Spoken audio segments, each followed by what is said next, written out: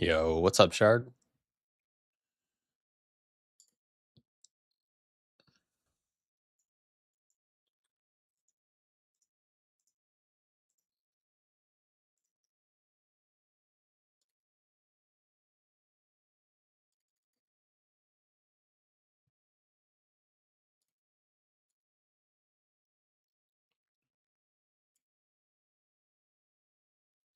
Mr. Consistent.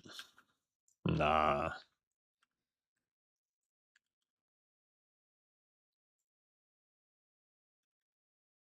not me.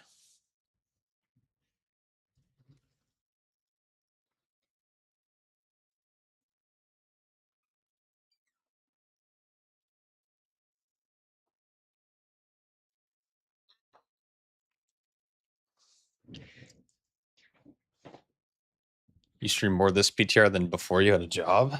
Is that true? I feel like I streamed beta a fair bit. Did I not? I don't remember if I'm being honest.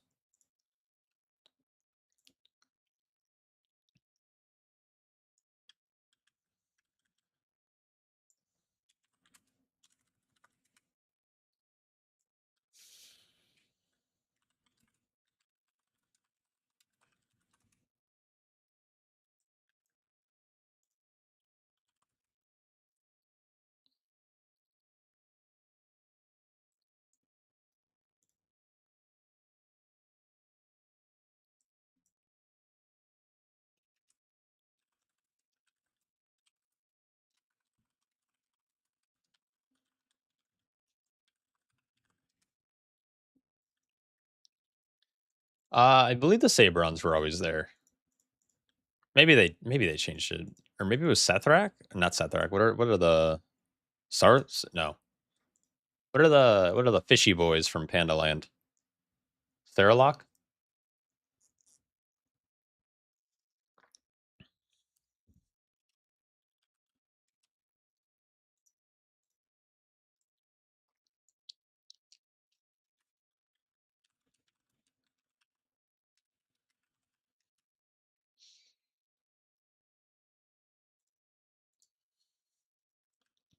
No, not those guys. Like the lizardy fish boys that were like bad. I know that doesn't really help, but what Staggered add-on do I use on Monk? I use a Arc UI. How do I not have Rage?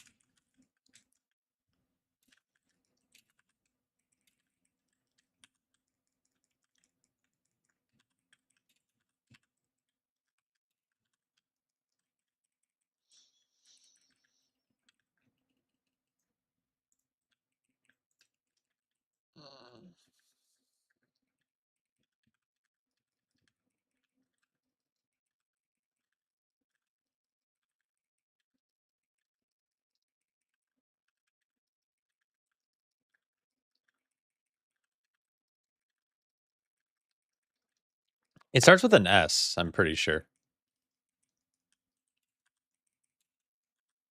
Sarok? No.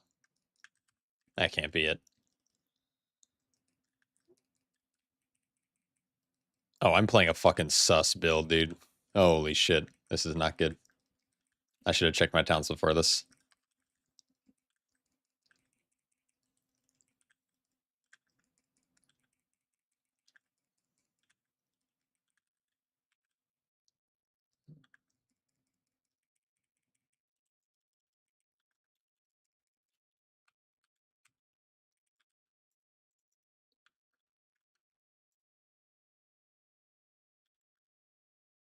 Sarok is right. Hell yeah.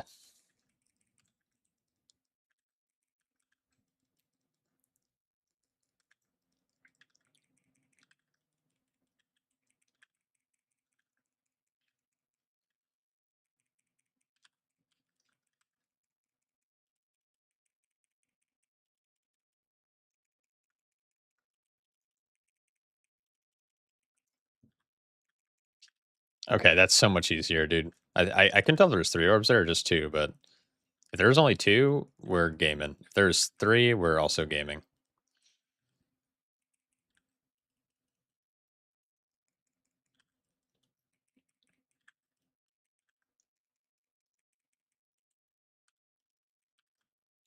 Oh, there are 3. It's kinda good to know. We probably just yeah, okay. It's probably the game. I was times where we could redeem channel points for compliments. Oh, yes. I felt like my compliment game was just getting weak, though.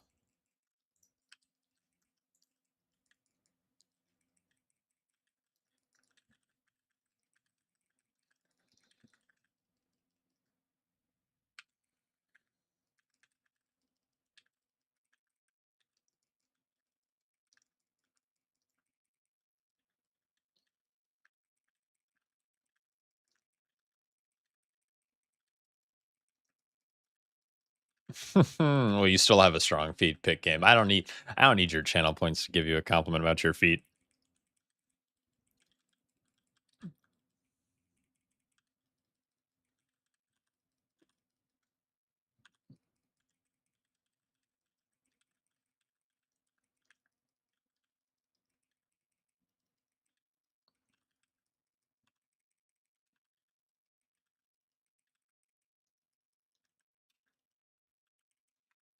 What is the condition for spawning these guys?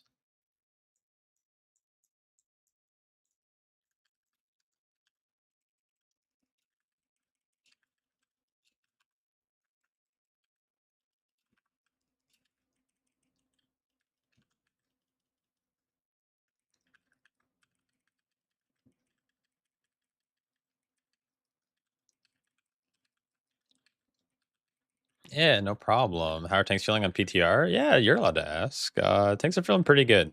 I think the average tankiness of all the tanks feel really good. I don't think there's a single tank where I'm just like, holy shit, I'm never gonna be able to live on this thing. My concern is mostly the damage balancing right now is like all over the place.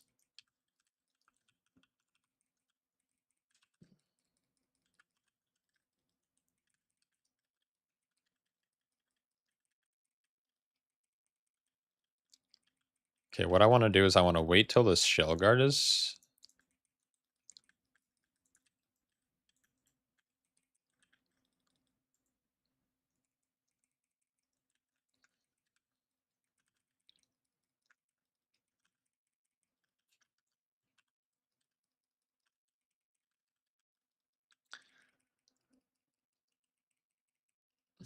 I got the opposite question today. Which tank is feeling absolute shit? I don't like how VDH. Okay, I don't know. I like how VDH plays, but I need this guy to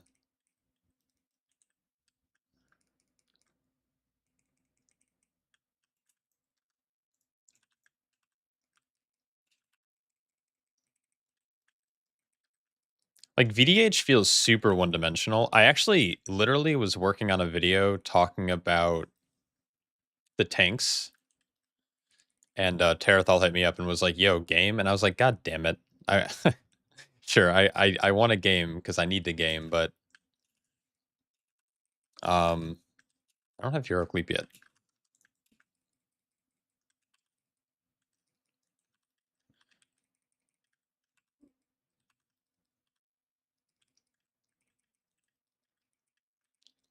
What's up, Kit? I don't like VDH's like damage breakdown. If you play Annihilator, 50% of your damage is like passive damage that you don't even like control really because it's RNG. And then Eldraki just it's like 50% soul cleave damage, which means you're hitting one button and doing most of your damage, which doesn't feel good either. Prot Warrior, if Arms is doing as good as it currently is, and it actually fits into the meta composition, there's a world where Prot isn't meta because of it, because you don't really want a class stack. It kind of depends on like the other good classes though. Like, let's say the classes you're playing with that are also meta are just like dog shit in terms of their like CC kit. I mean, having double warrior is not a bad thing. You're just like missing out on the attack power.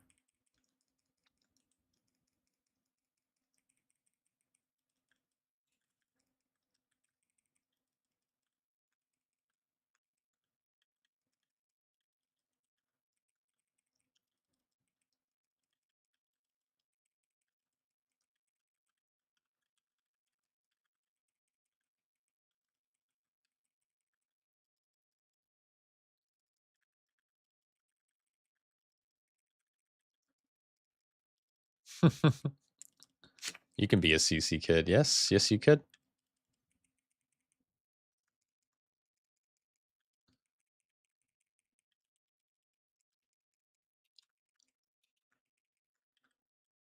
And he was kind of insane.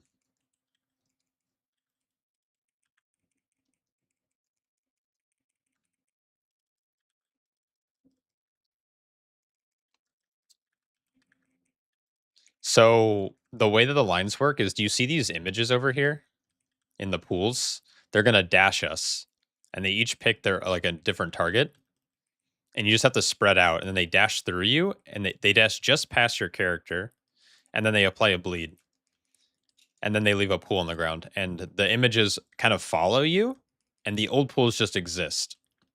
And so, kind of the idea, at least I think the idea is that you kind of always want to just move the same direction around the room. And if you can put it like into the wall, that's even better. But there's the images here. They're all kind of like lined up. So unfortunately, this is a fight that's gonna kind of fuck melee out a lot. Luckily, it's just me and Dabnell. I guess Mr. Prodigy here, Mr. Yumi TV is also melee, but I think he can go out and range every once in a while. And then every time he'll cast this like destruction, or I don't know what it's called. He like spawns orbs from all the old pools, so a little bit of a bullet hell.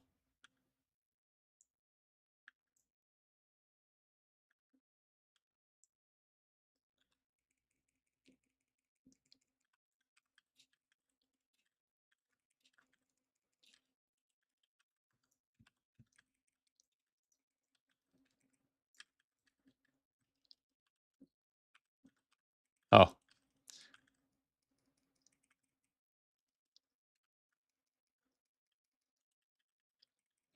do you have to phase them, or can you have a no, you don't have to face them. No. You just have to stand there. You're gonna get the bleed regardless.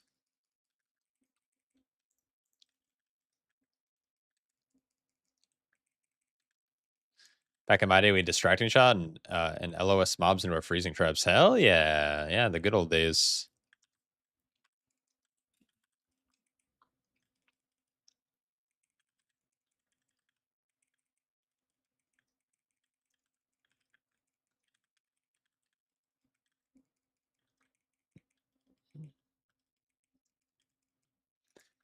This single target kind of sucks, but I also vibe with it. I like this side a lot more.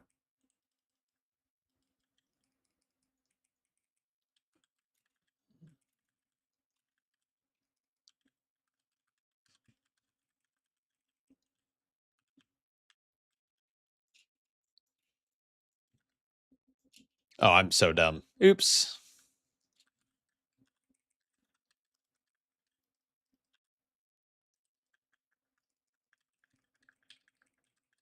Have a good stream. Good to see the World Cup final. Hell yeah. Good luck. Or have fun.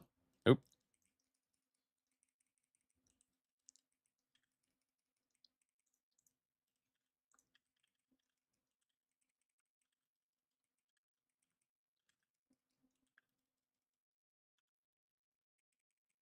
Oh, what am I doing? I'm like,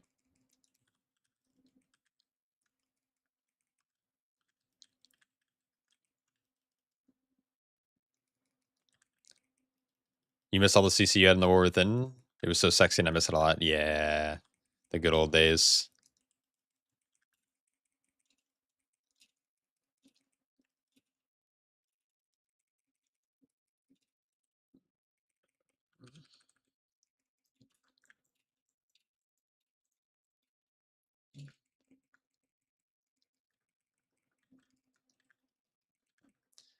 Are the keys for next season?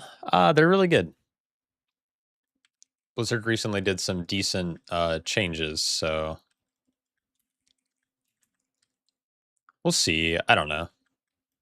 I think they're gonna be, as of right now, I think they might be less enjoyable than Midnight Season 1, but we'll see. I'm gonna fatten you up, little boy. Oh no. Rips off close and runs through chat.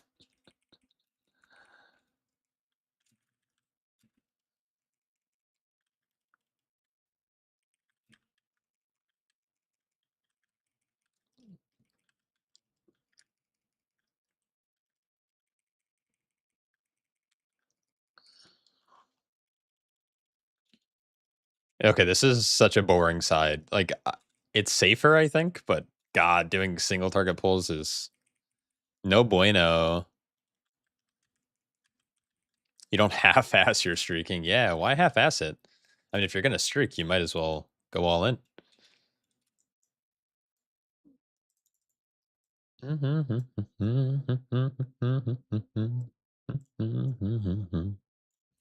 60%. So we have to make up.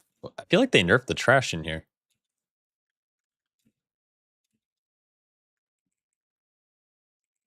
I'm scared of this fight. This fight kind of fucks warriors.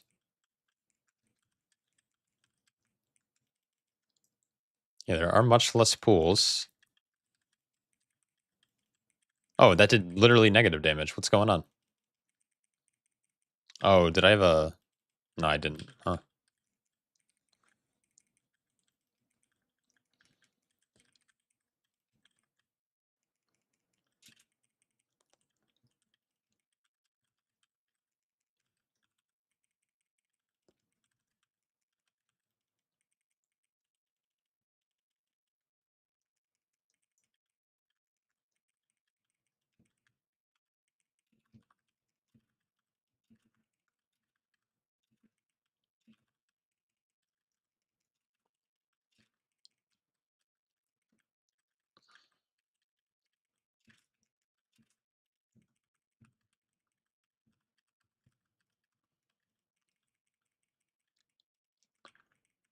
Back to adulting.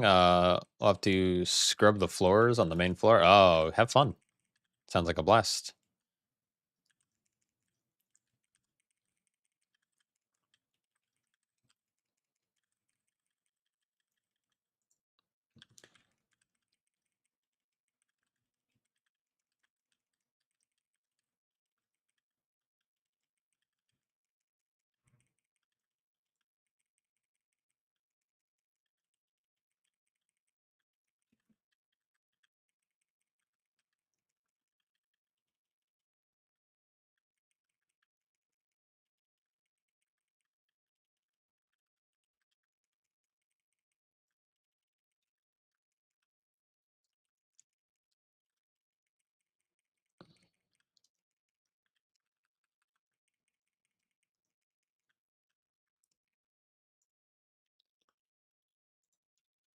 All right, not bad. Not bad.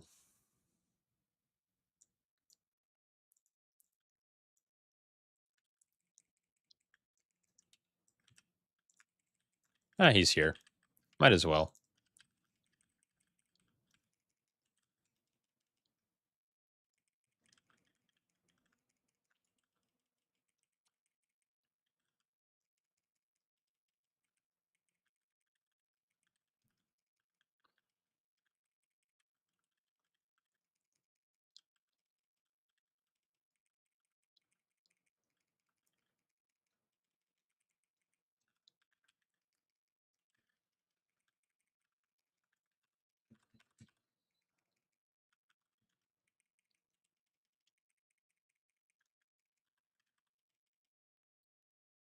Yo, violence. What's up? What's up?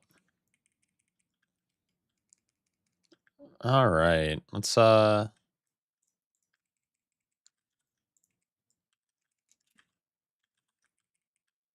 he's still alive. Awkward. I will get the shriek, I think. Little knockback. Nice. Let's get our big haste here. All right, we're fucking blasting. You're waiting for a push session in 35 minutes? Hell yeah. Big dub, big dub. We love good push sessions.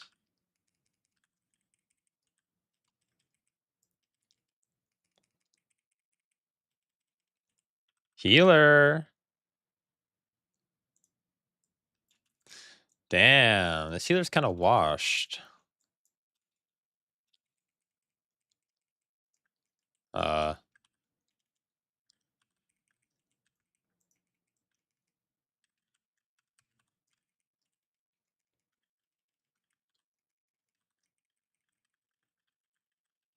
No, I don't. I had shield wall there. I could have done a million things. I just was like standing there getting fucking walloped on. Damn, they really changed the percent here.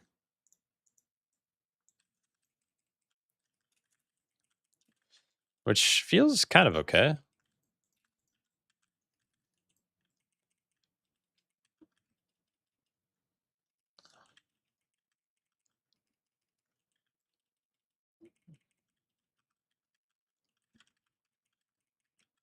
Oh, that's not ideal, as the kids say.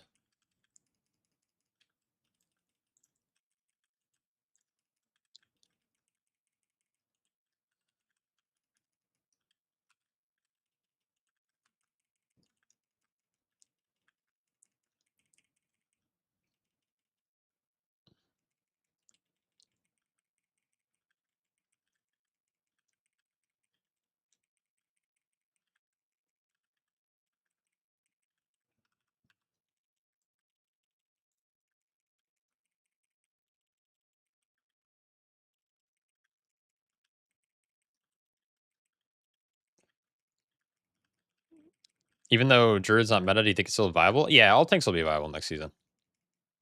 Most tanks are viable every season. It's very rare for tanks not to be viable. What the heck are we supposed to pull here?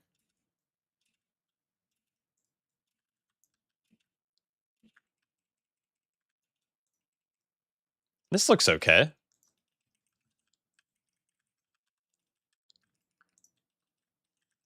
Yeah, Druid, Alun's Chosen still looks like pretty competitive. Um, I wish Druid of the Claw was a little bit better. Unfortunately, it's just kind of not.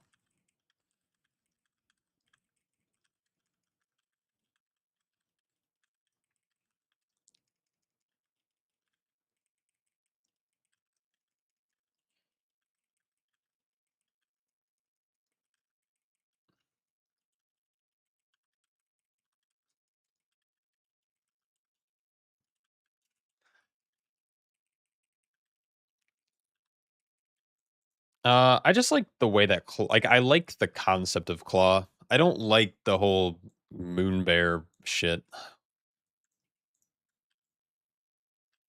They drastically changed count in here. What the heck? What is going on? These guys shouldn't do much, right?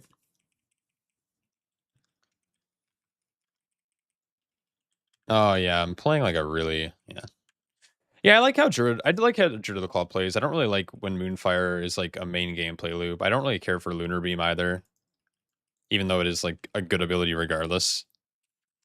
There we go. You have to pull so much trash, which I don't mind. It's just like unexpected.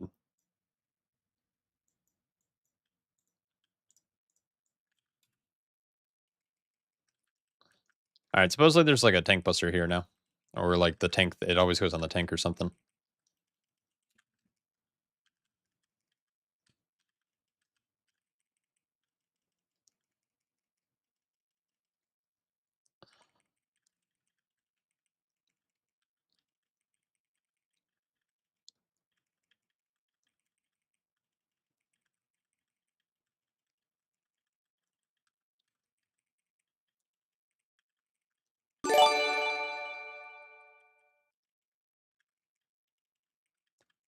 Yo, Nintern, thanks so much for the 5 gifted, dude.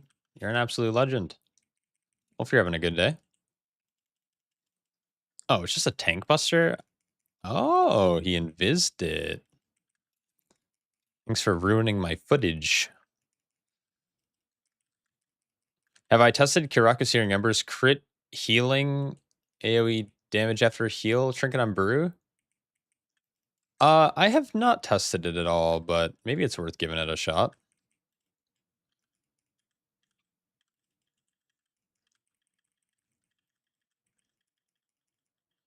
Could be better. You're trying to set up Havoc. Oh, that's unlucky.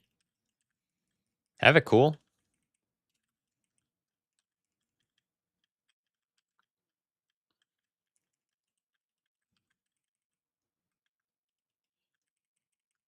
Spec is down bad. Devour's down bad or Havoc's down bad? I've seen Devour do good damage, unless they recently got changed that I'm not aware of. Yo, Terrathal did the thing, dude. Havoc is awful? Then why are you setting it up? What are we doing?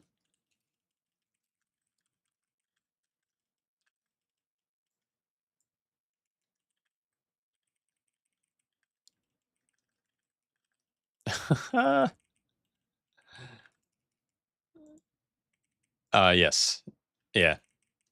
Which is crazy because 80k single target for a tank is like pretty decent. Like, it's not that I'm doing bad damage, it's that.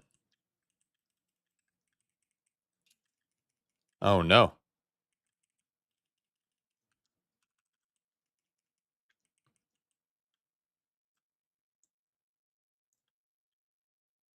Oh, are we battle resing?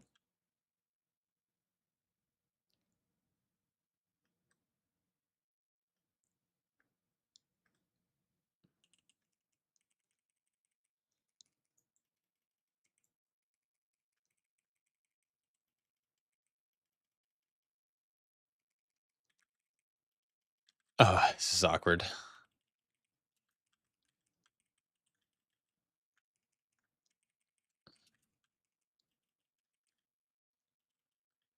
Uh.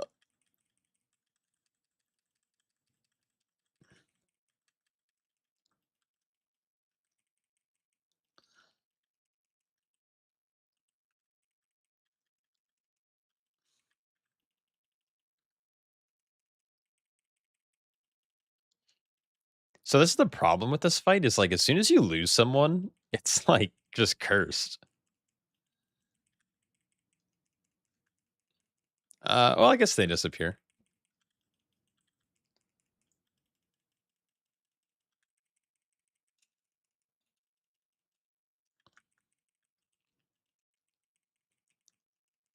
Surely Dabno lives, right?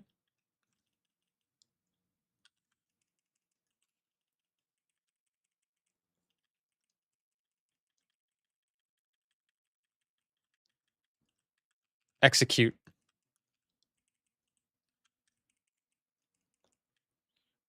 Damn, this fight's easy.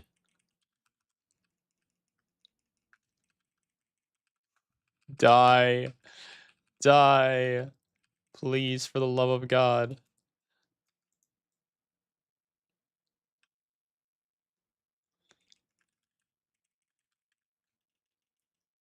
Die. Oh. That's fine.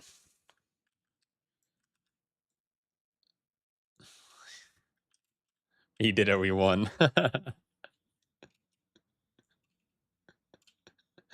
Oh, that's crazy.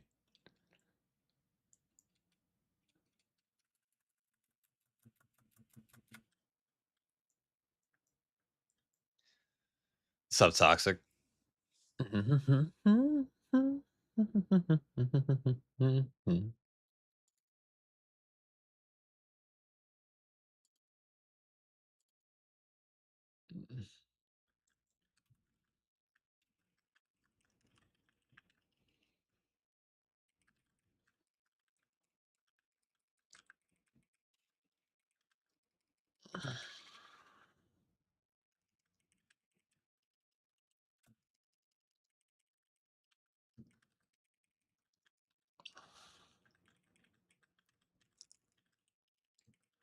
Yeah, it's a skill issue.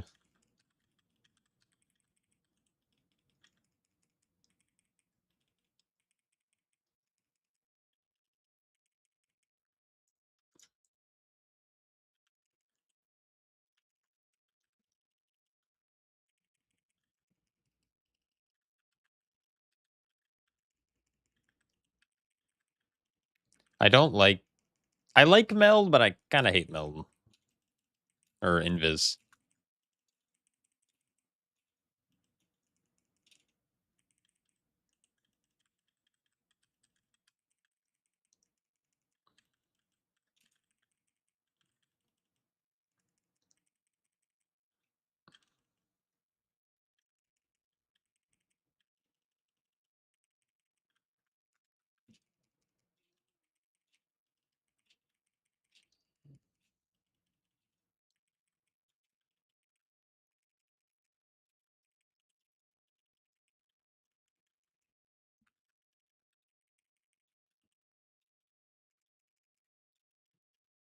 Yeah, what's up, Stark?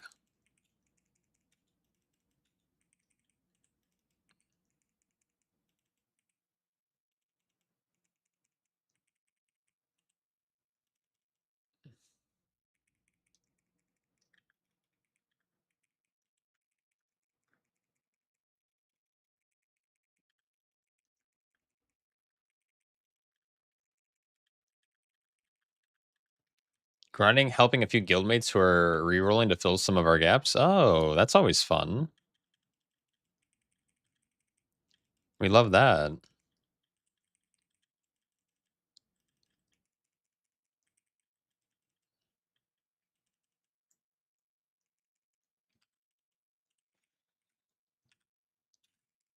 Turns out this fight's actually easy. I don't know what happened last time, if I'm being honest.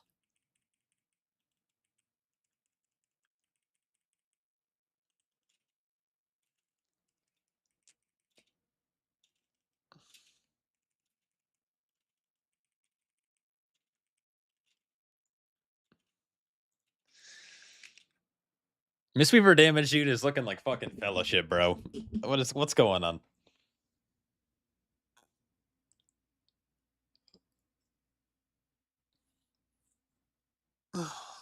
Healers doing infinite damage in single target.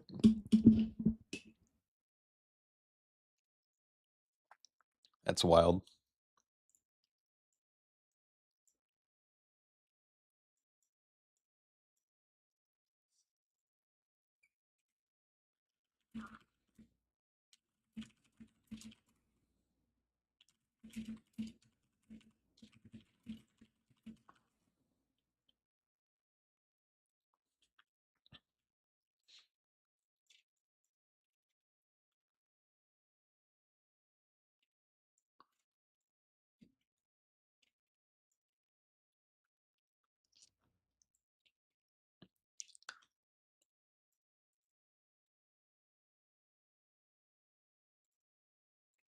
Dude, bro just hit me with a good tank.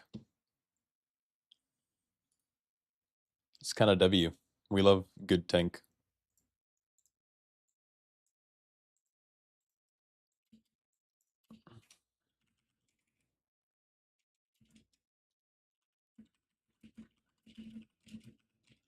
I made it. Some random guy named Mage on PTR said good tank.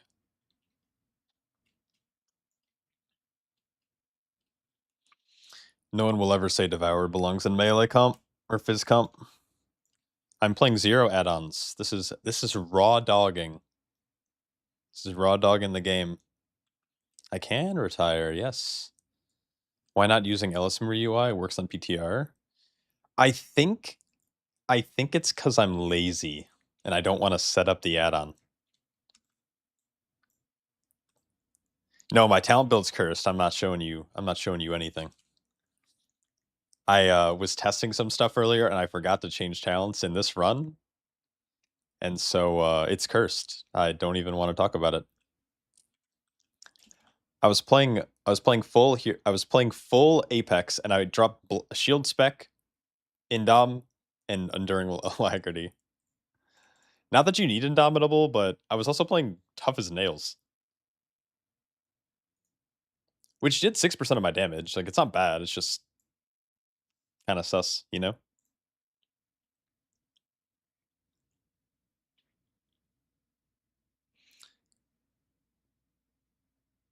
Hey, guy, I don't even have Ellesmere UI set up on live. Like,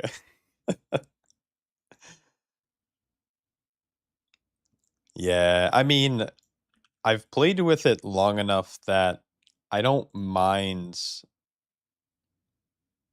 Like, I don't mind base UI. Do I love it? Do I hate it? Also, like, it's something that I can just, like, I can play with and it's okay. It's not optimal.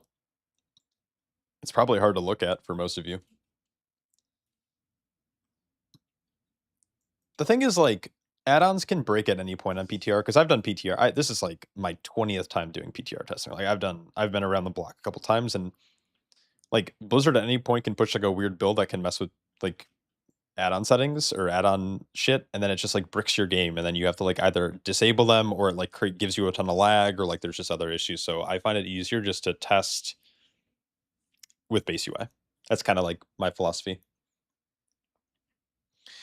So my group's pretty much done pushing. So like over the next couple of weeks, I will be probably swapping to Ellesmere UI and setting up on live. And if I set up on live, then I might try it on PTR like closer to the end. But for now, we're just chilling.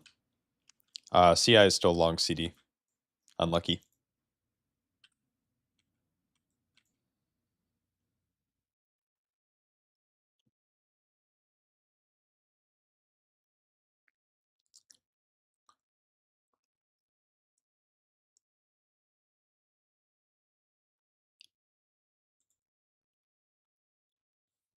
The game feels so close to not eating add-ons. I think it depends on who you ask. Like I could make the argument that I could probably play with base UI and I can probably do pretty okay. I know there's some other people that feel like they need or must have add-ons to play the game the way that they want to. And setting up your UI is a expression of self, as they say. Like people like taking pride in the way that they set up their UI, and sometimes base can't do the things the way like they can't fully copy the way you want your UI to look, especially since we had add-ons for years and years and years.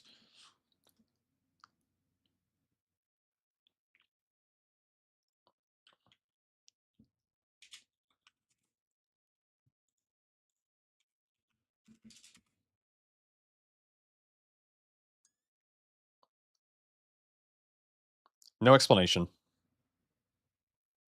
I'm waiting for I'm waiting for the devs to just send me some direct mail.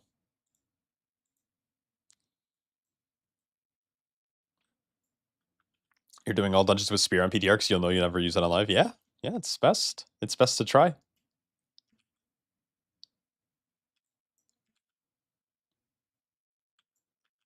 Yeah, yeah. I mean, I like add-ons, but I also don't mind playing with base. I don't know, but add-ons could be very good for some of those things. Surely we'll.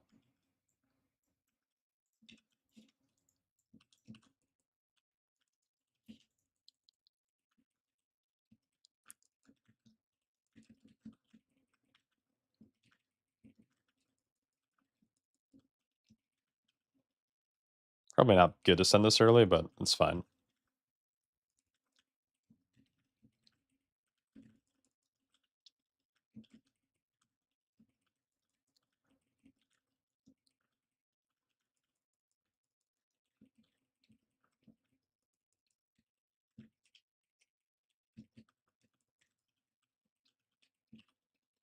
Oh, I hate having to like dip back in.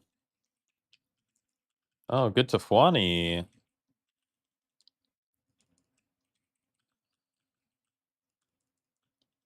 Boomkin, very good.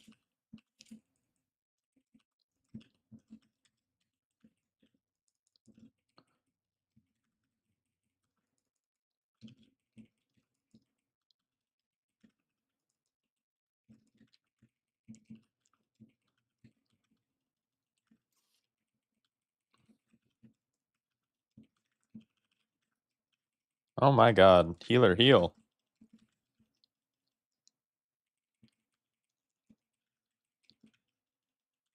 I should probably just shockwave, but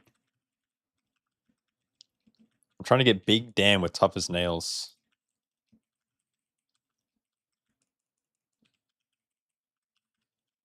Interesting.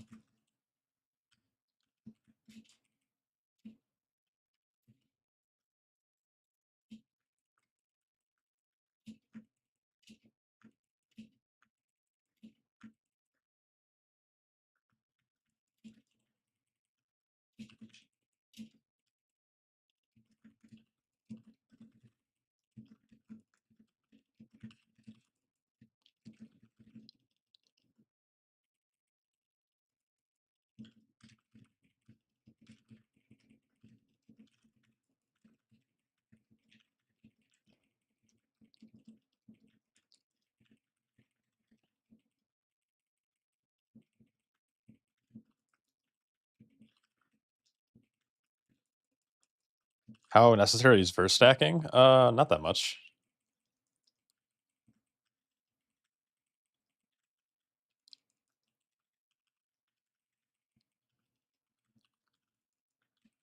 I don't think there's been anything like I've tested up to 18s, I think.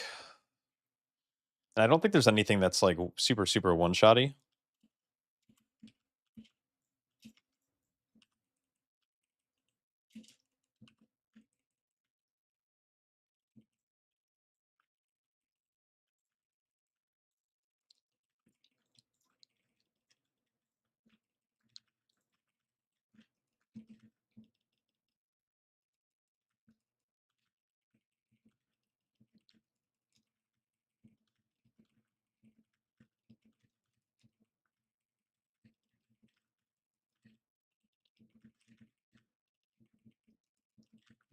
Mastery stacking for tough as nails. That's actually kind of wild. But I feel like mastery stacking feels terrible everywhere else, no?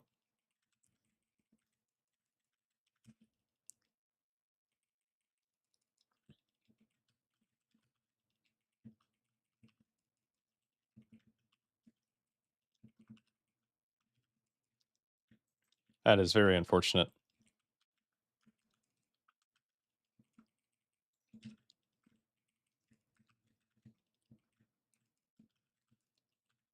Damn it. Dabnell and I are using the same marker.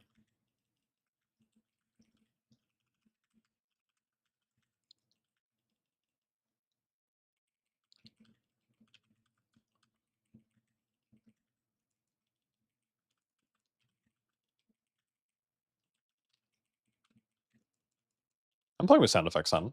Can you not hear them? They're pretty quiet, but or they're probably quieter for you guys.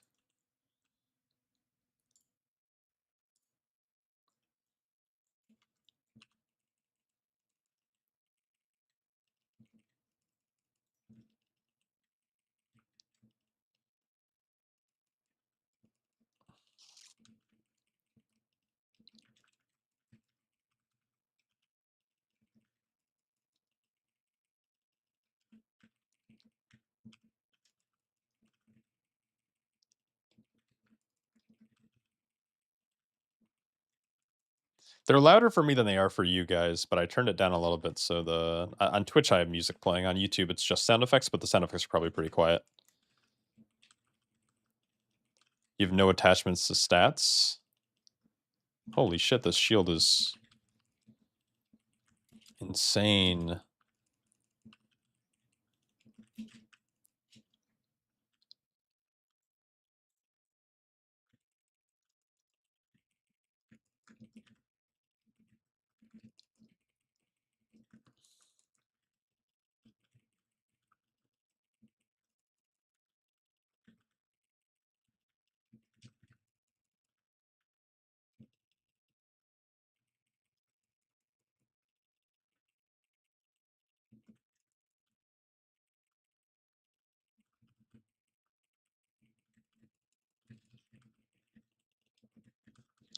No, it's I mean, eye level is king. I mean, some tanks definitely will want like haste, but if you have like a bunch of haste first, haste mastery, and haste crit gear, like as long as your haste is good, you're probably feeling all right on warrior and most tanks actually. Unless you're a brewmaster, then you don't want any haste. I am playing. I'm playing one Apex talent. I'm playing one single point just to get the wave damage, but I'm not doing anything else. So it ends up being like 5%. I feel like it's pretty good for one talent point, but generally speaking, I don't like playing. I don't like. I don't know. I just don't like the warrior Apex.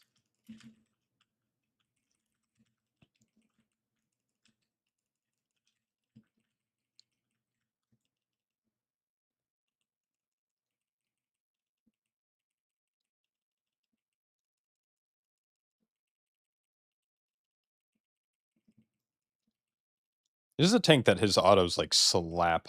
Why are we pinging? He'll run to that pile. Don't worry.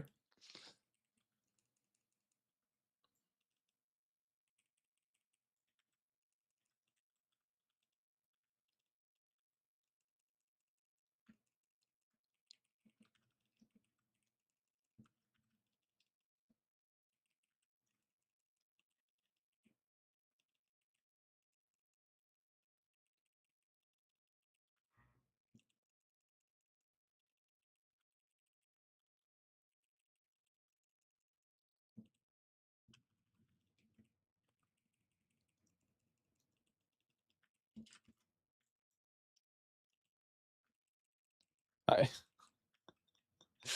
y'all gotta stop pinging. I don't need this toxicity in my life right now.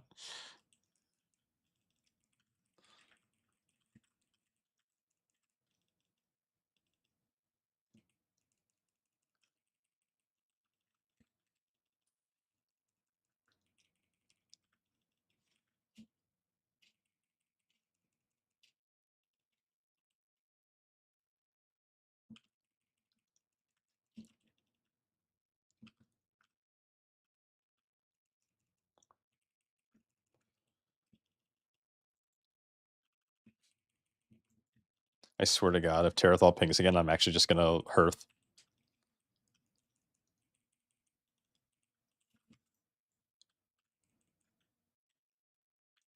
Hell yeah, no Terathal pings. We love that.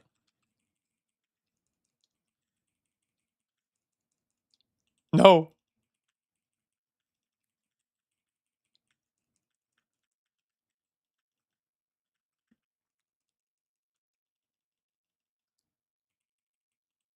Think we can kill? He does another poison.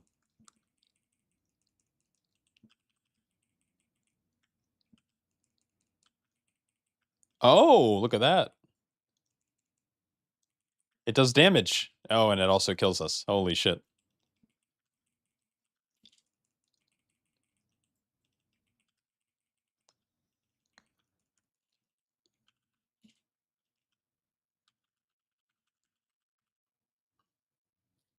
Is your revenge macroed with ignore pain? Nope.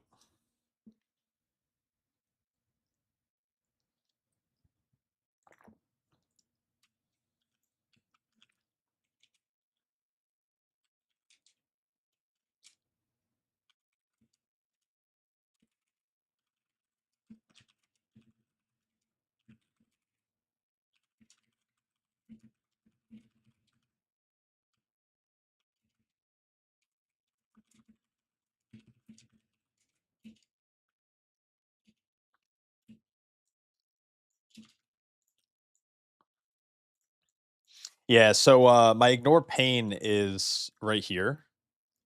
It's actually here. I'll show you.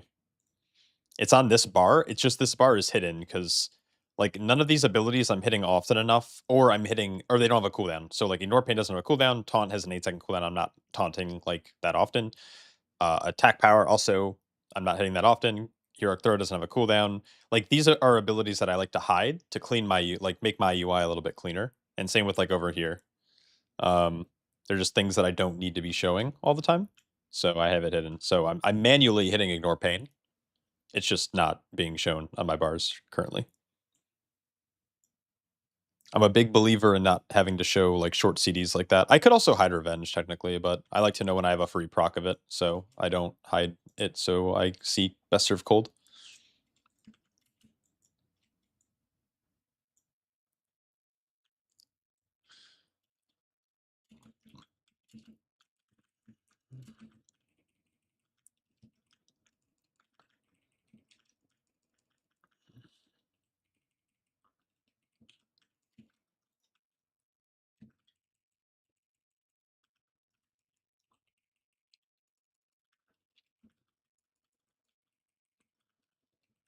Fuck it, we'll send.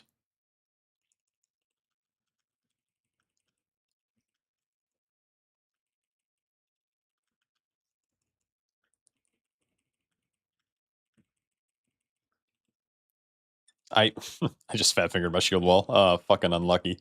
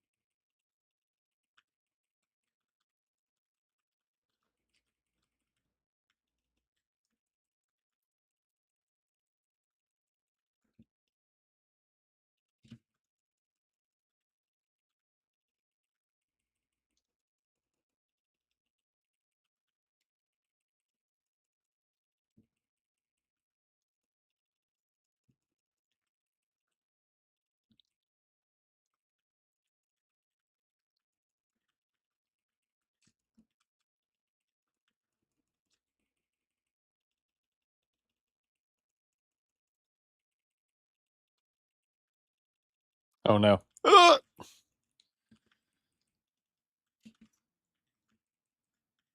Nice, I got the reflect off, which is very good. What the? Why did I just snap to the boss? What's going on?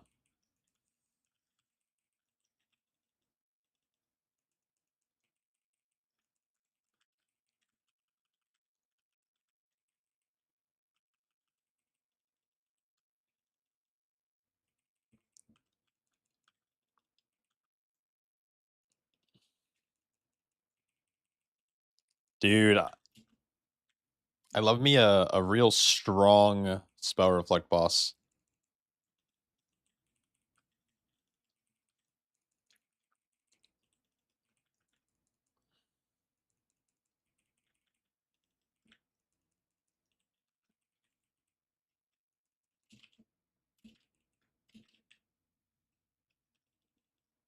No, I just wasted demolish. Fuck. What's my second most enjoyed tank? I like Prot Warrior a lot. I would say Prot Warrior outside of Brewmaster.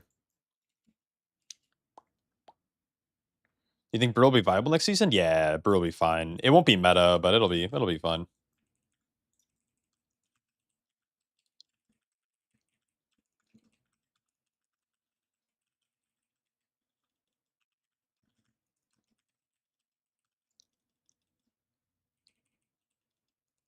Oh, I forgot to spell reflect the thing.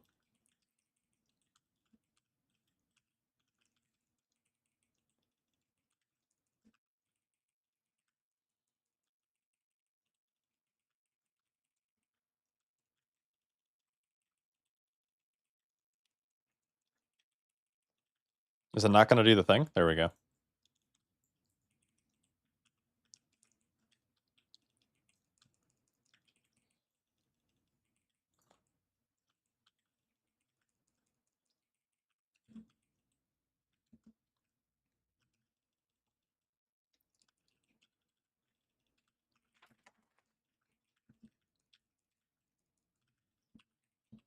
Okay, I wish we would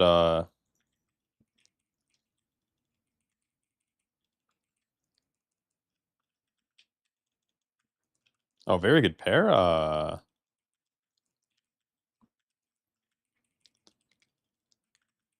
Came from underground.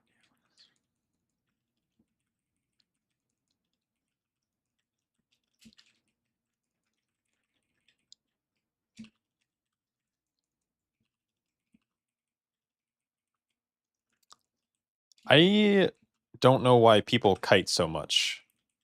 I know that's a weird thing to say, but I feel like these fixating mobs don't do as much damage as I think people think they do. And it would die faster if we just stacked in melee.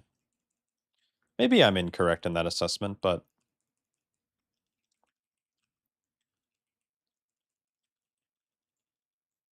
we just have to move as a group and we'll be good.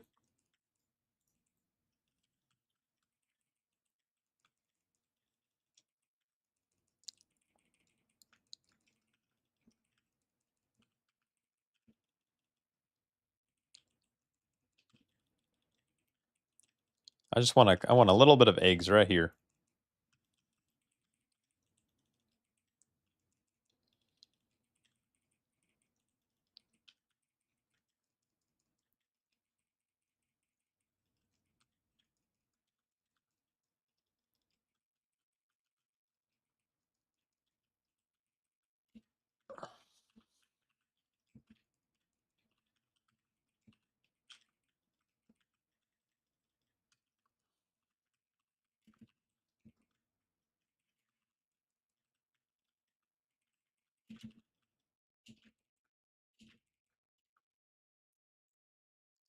Kiting I don't mind tanks having to kite as like a defensive option.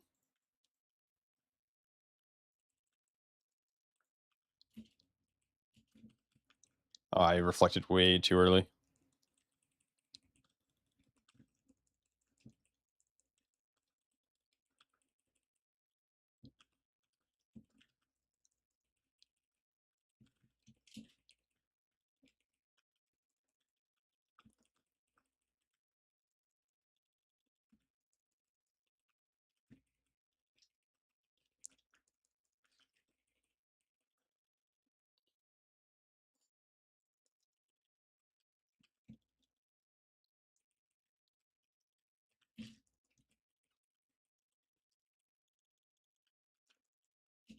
No one important died. That's good.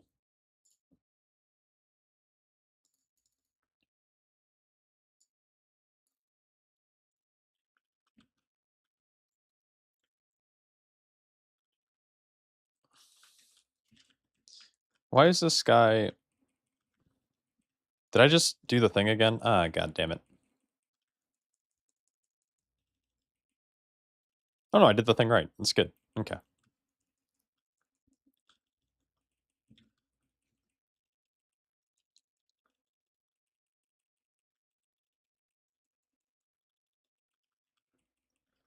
You're not convinced about P-Pal next season? It feels like it has too much of our ability, or it has this ability issue like season 1?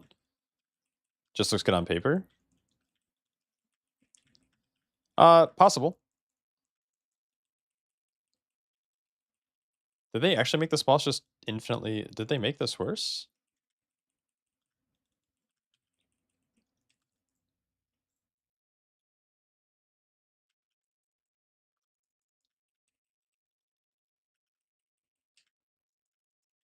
They should no longer apply poisons, right?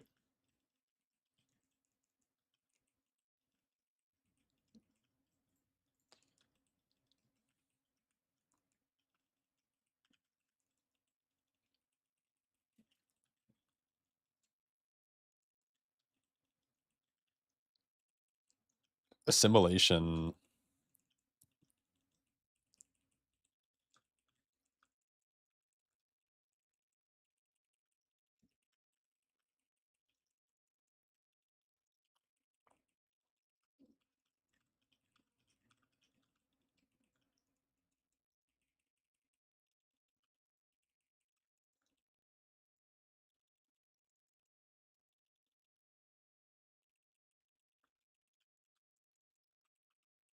How bad is this dungeon's, like, route? Oh, it's very hold W. It's you don't really have to learn much here. I would say the only dungeon you might have to learn some shit in, maybe Den of Nalarok, but even then, like, any of these dungeons, if you hold W, you'll be at 100% count, you won't go that much over, but some of the mobs on the route might be, like, rough where you might wanna skip some, but it's as simple as, like, walk around 1 pack here and then pull an extra pack later.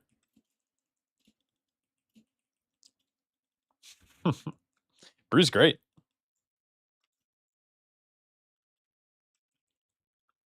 Brew's really good if you, hate your life. We're gonna sit right in between all of them, and then I'm gonna just do this. Oh, look at that.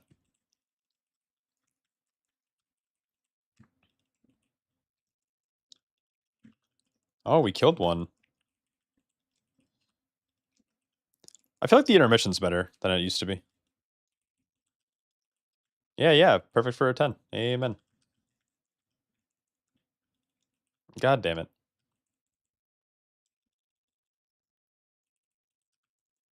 Is there an easy way to catch up gear in 12.1, or do I need to grind gear now? You will be better off if you grind gear now, but do you have to? Probably not.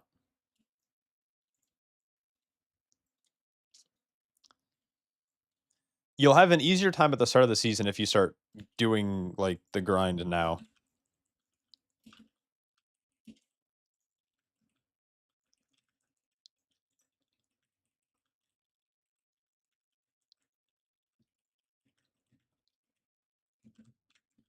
Oh, I don't have my roar.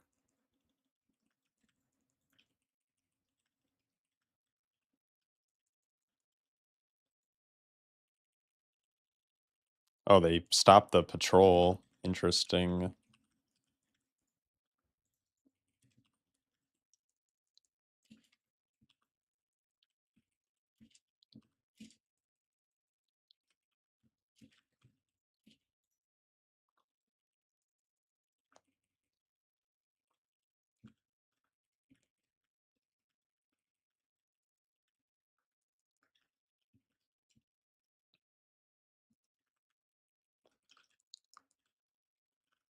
Yeah, you're always better off, like, gearing now versus later.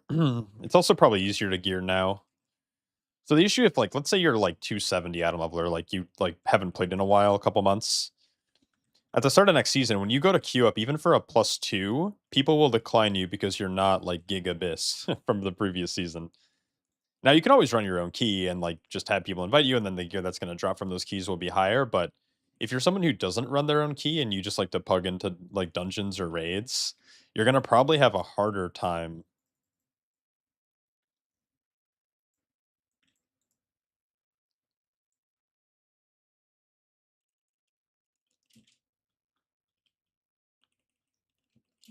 Why is he? Oh,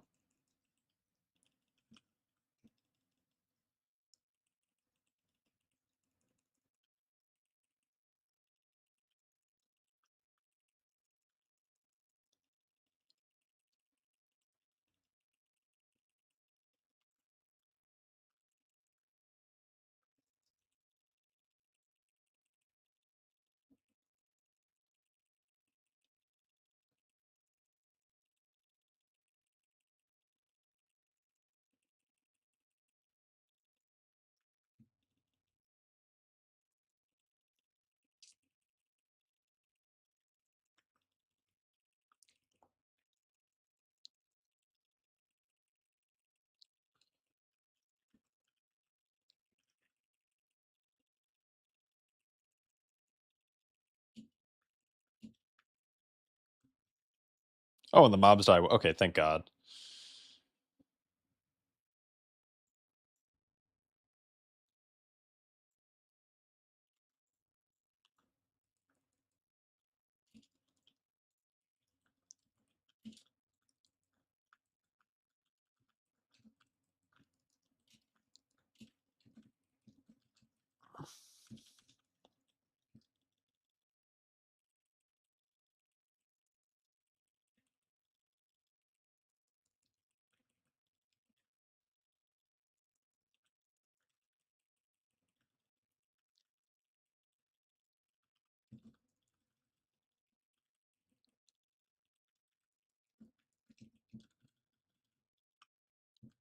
Kick, kick, kick, kick, kick.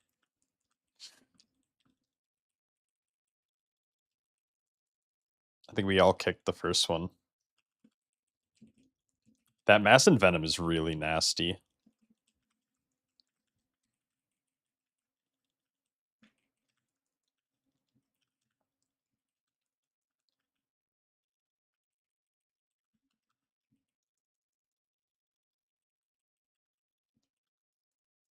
If you're tanking keys the first week for your guild, that's a little bit different. It's like you kind of just spam. I think a lot of groups will try to get to where hero gear starts dropping, and then they just spam that level.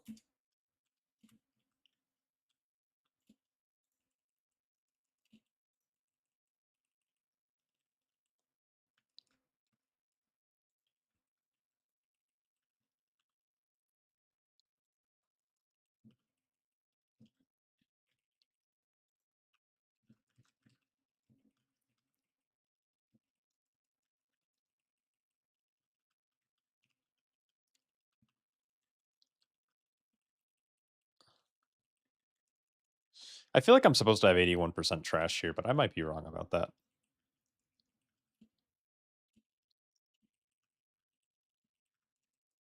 Full pre-made first 2 days gaming, many hours each day. Yeah, you'll probably be able to do twos maybe with that item level. That might be a little low. I would start grinding now. Like if you have the time, nothing. It wouldn't hurt you to start doing that shit now versus later. I feel like I'm gonna be short count. There's no way this last pull is worth as much. 11% in one pull. Oh, 3%, 3%. Yeah, no, this is kind of a juiced pull.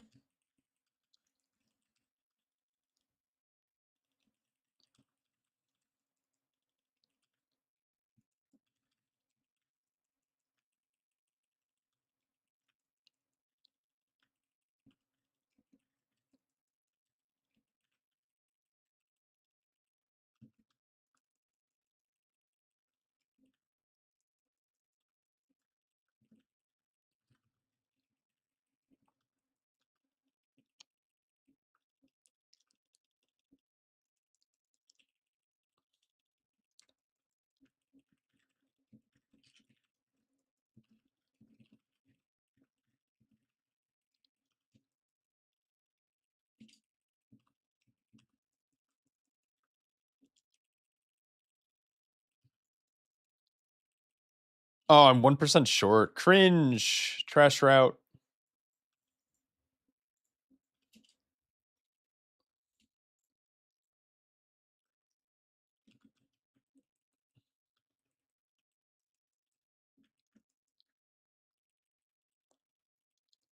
What tank do I prefer the most on PTR right now? I really like Warrior. Bruce okay. Like Bruce feels okay.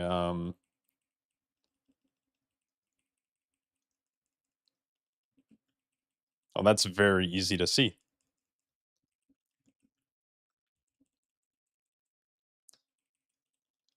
BDK also very good.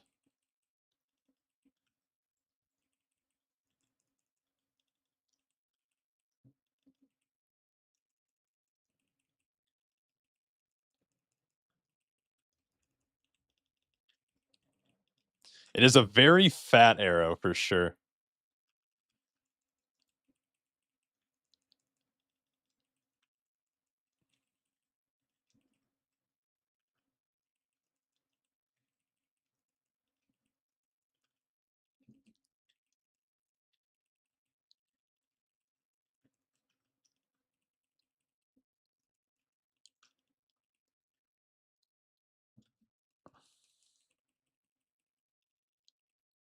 I feel like this is a fight where healers like have to work really hard, but they also don't have to do any mechanics. The arrows are super helpful, man. It was so hard to see these earlier, or like before. Any thoughts on Prop Paladin? I think it's overhyped, but that's just me.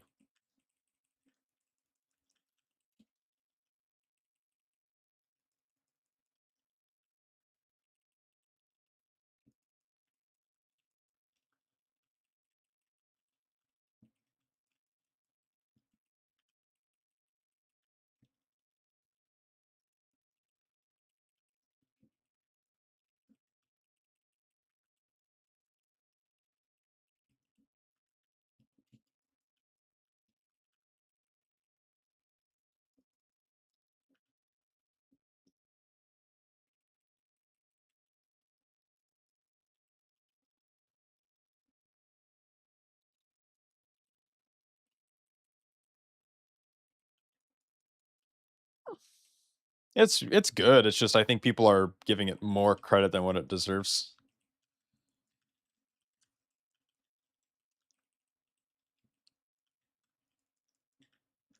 Can you upload your current retail UI into PTR? I tried pulling PTR, but my UI is cooked.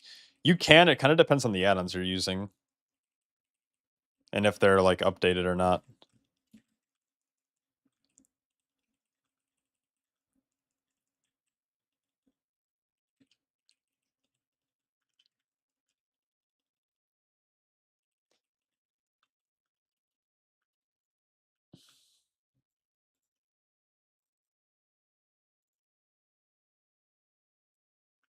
Are we going back this way?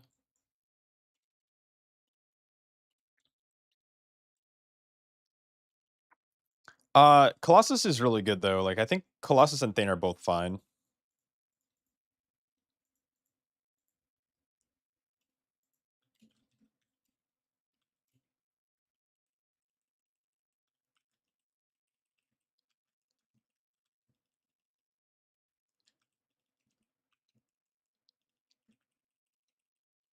Colossus can definitely, I think, do more damage, and I think it also is just more enjoyable to play.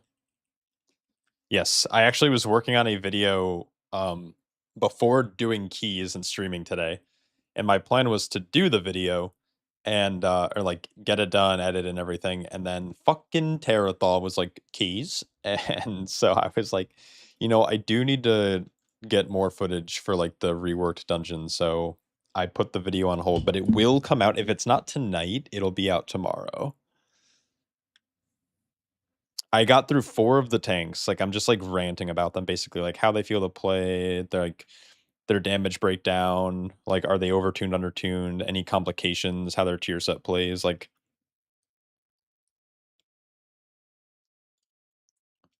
if anything, BDK, could use a Bone Shield update. Every tank basically just spams their defensive CD to keep it up. Meanwhile, BDK gotta focus on runes, RP, and Bone Shield, which also in synergy gotta pay attention with health and min-max all those things. Yeah, there's a lot that DK has to do. Um, I would like them to BDK, like, I don't think it needs a crazy rework. I think the two tanks that do need attention though, very soon is VDH first, and then I think DK probably needs a little bit of love.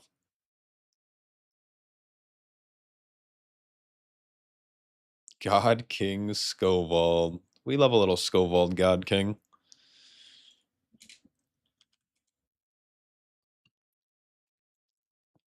So Garak has the break the meta push.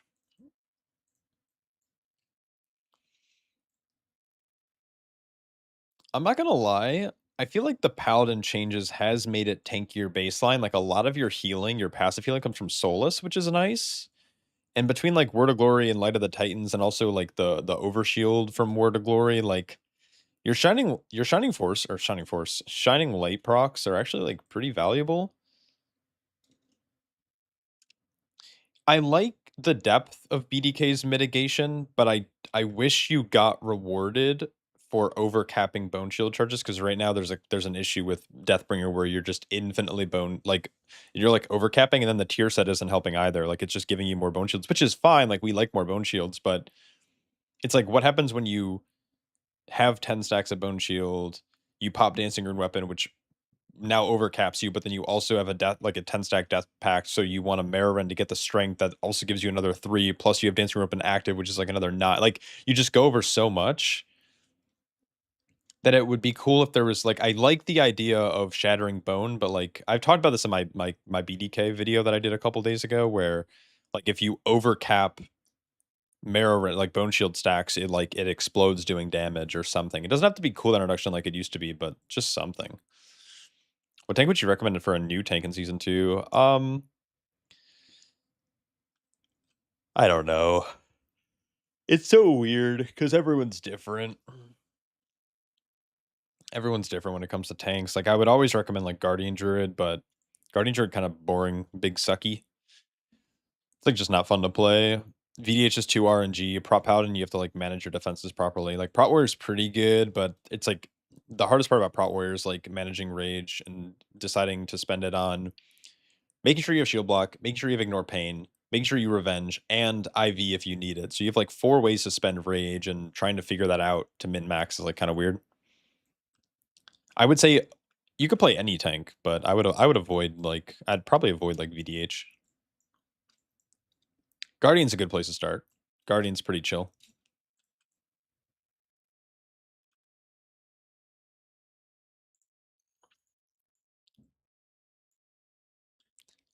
You got your 18s done and 119. Nice. We love break the meta. Um, I don't know. I don't think the rotation for prod is that RNG. Like it's not as RNG as like Brewmaster Apex resets. You know, it's not as RNG as that. It's not as RNG as the fucking World Killer and Meteor Fall or whatever. Your Meteor stacks on VDH. Like talk about RNG, dude. Oh my lord.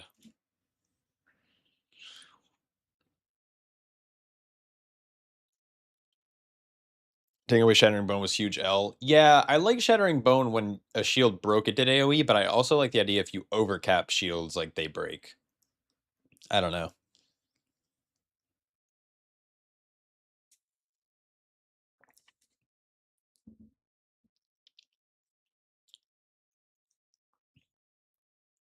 Just got your 20 Resil. I'd say I can retire happy, but I'm guessing I need 2 or 3 21s to get 1%. I don't know. It depends on the region you're playing.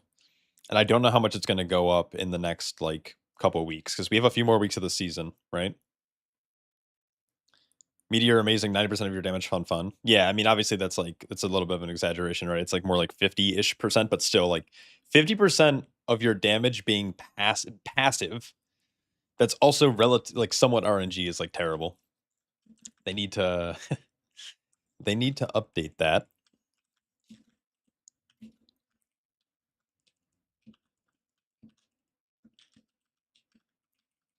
Oh, good. Love it when my mage dies first global.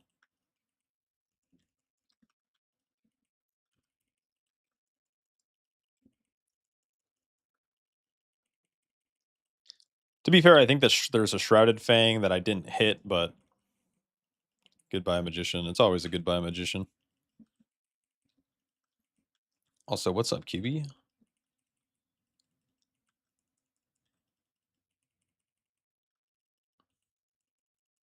They could do something like that with Bone Shield. To me, that doesn't sound super great. Like a 30-second CD where it won't go below 1, but like then you're just gonna. It feels like you might just sit at 1 for a while. I don't know.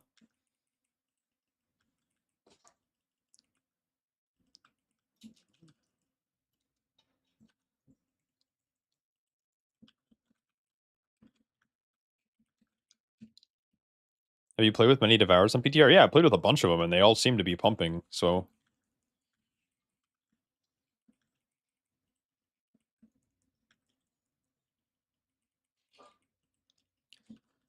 it doesn't seem to be as strong as it was in season 1. Like it won't do top damage, but they do more damage than some other classes that I've seen.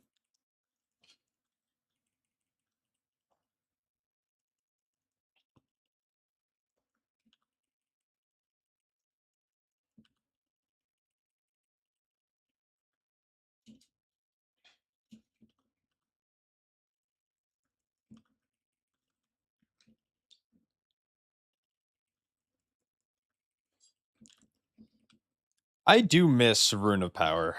Rune of Power was a cool ability. It was fun to min-max, like, making sure, like, if you were in a fight, especially a fight that had, like, swirls and things to dodge, like, planting your rune and then, like, getting to the edge of your rune and then playing around your rune was, like, really fun. Yeah, Dev does have big prio. It's been good. Like, I don't mind it in, like, a caster comp. Dev is pretty good. It's just not doing infinite damage like it used to. Are we just, like, holding less for boss? I'm guessing. The It does look pretty cool. I'm not gonna lie.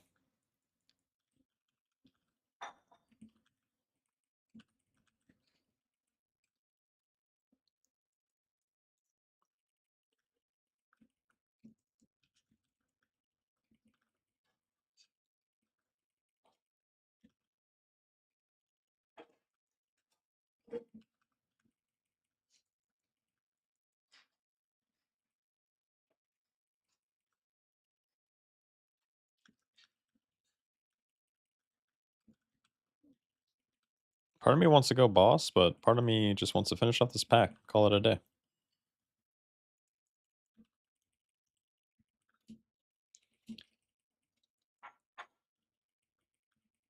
Unkillable in PvP, jeez. Testing max animal, yeah, we're pretty much max. I think we're a little short of max.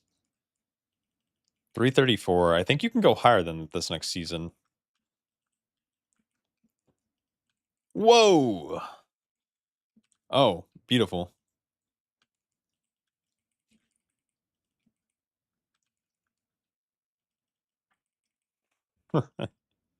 uh,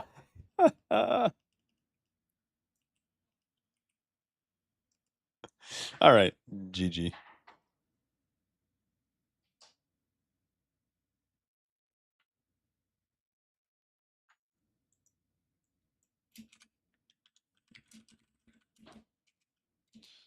Hey, what's up, Chase? I'm good, dude. How are you? Yo, Shy, I fancy myself a decent player, but I can't seem to survive the AA First World's Remaster, even at 200k HPS. Bleed is spooky. The general idea, if you're dwarf, you like send all your CDs and you just like tank as many. You go all the way to 5 stacks, and then you like drop with dwarf, and then hopefully that pulls dead. Or you need to kite consistently whenever you hit 3 stacks.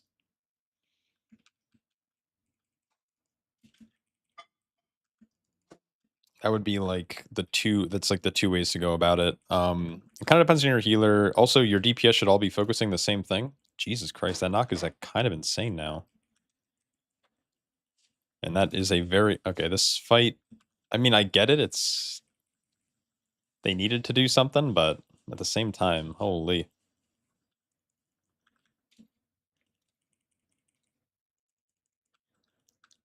Oh, now there's 3 circles. Thank God this fight's about to get real interesting.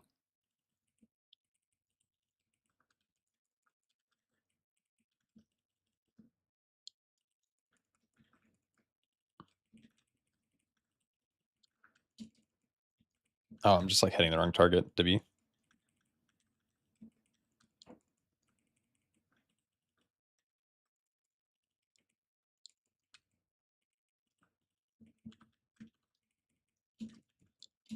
Oh, this is.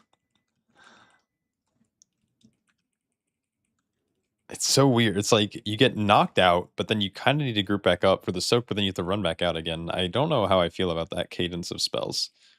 After that, it seems pretty okay. Here's like Tempest Winds.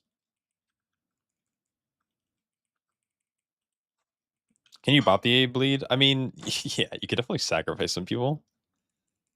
I don't know if that's ideal though.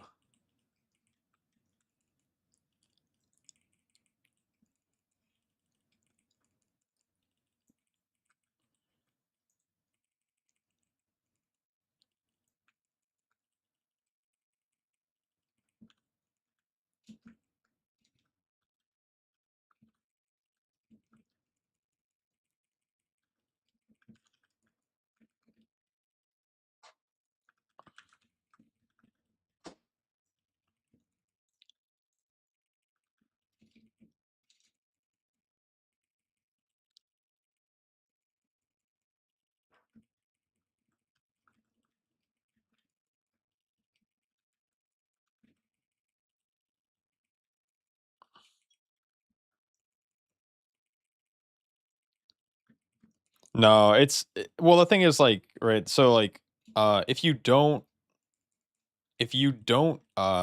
kite and you die, the dungeon's not dead anyways. Like if you like that's a pull, that's a really good example of like a pull where it's like you kind of need to kite, and kiting is not a bad thing. I think a lot of tanks try to strong arm, myself included. There's a lot of pulls where I like stay in just thinking I can just fucking brute force it and then I die and it's like, well, the key's brick then. At least in higher keys. Like in lower keys maybe like you can have a wipe and you'll be fine, but it's like, is this the guy that does the knock?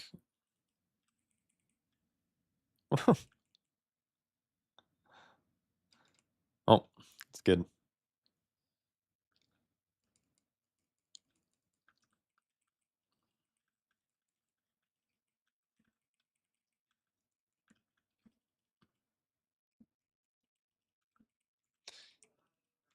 I want to see it. Okay. Oh, I think everyone just got silenced there.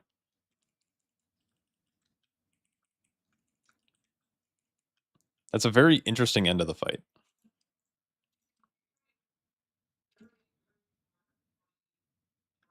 Dude, Terratal's is zooming.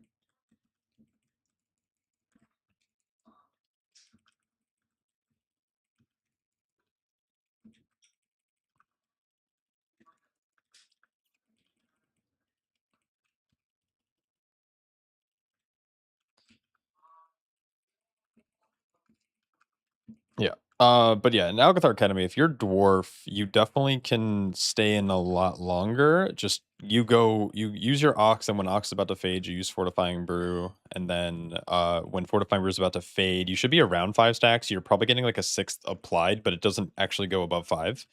And then you can dwarf, and then it removes the stacks, and then you can kite a little bit later, or you can just have your healer like strong arm heal you, but the pull probably needs to be dead.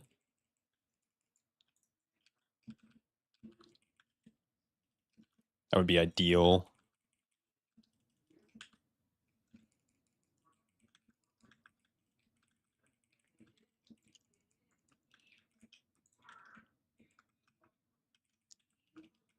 Oh, nice ring, Dabnel.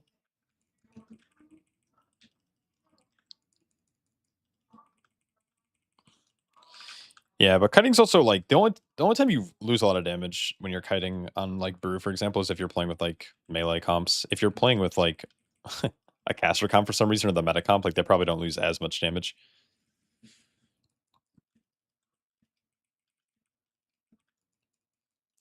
I'm gonna give Shadow a try next season. Shadow Priest, I'm assuming. Is there another Shadow spec? Yeah, Shadow Priest. Yeah, W. I did a couple of keys with Twix the other night, and he was not a fan of how there's like a weird bug. There's like a lot of bugs going on with the Priest, I believe, right now.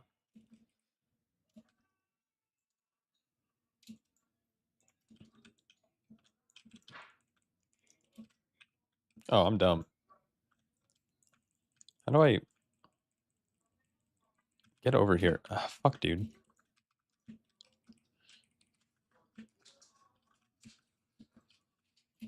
There we go. Okay, where's the range on Heroic Throw? Jesus. These eggs aren't anything, right?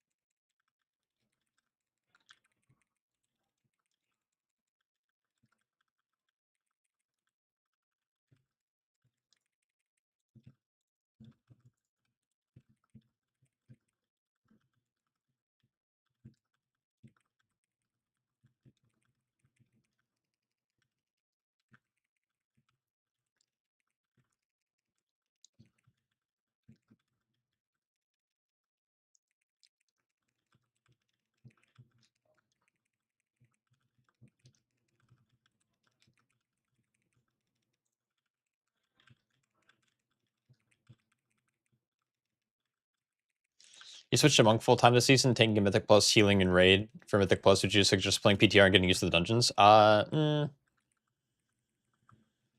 don't. I mean, I think testing PTR is always good, and I think anyone who wants to can or should. But the problem is like you will definitely, if you play it too much, more often than not, players will burn themselves out, and then they will be not having a good time. So you want to be a little careful on testing too much.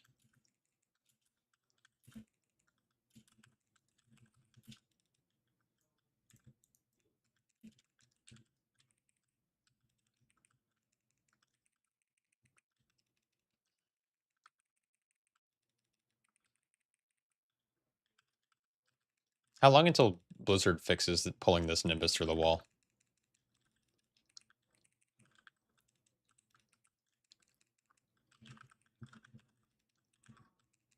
Jesus.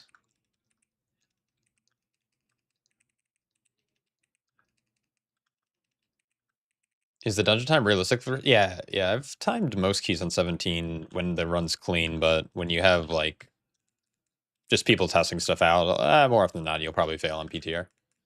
But I think the timers are fine. We have two chests at some 17s even. Like, I mean, very, very chill. Shadow, Shadow Pan. Yeah.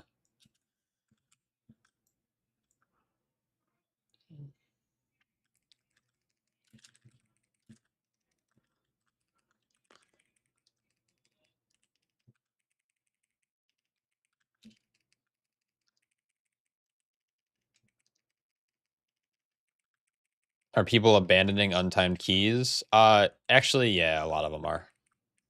It's very annoying.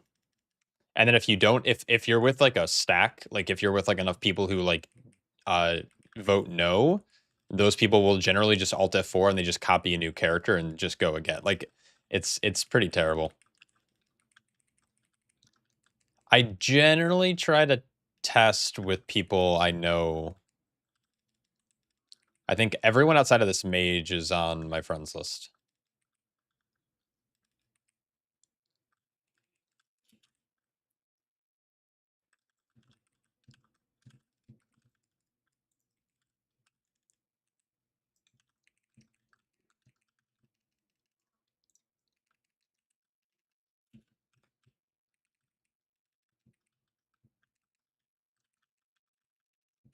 To be honest, the season is so long and so many balance changes happen until there's no need to do that. To test PTR? Yeah.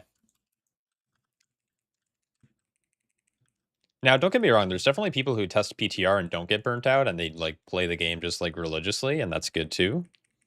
And then I'm in that weird camp where like I'm a uh I'm a content creator, so I do this so I can make videos.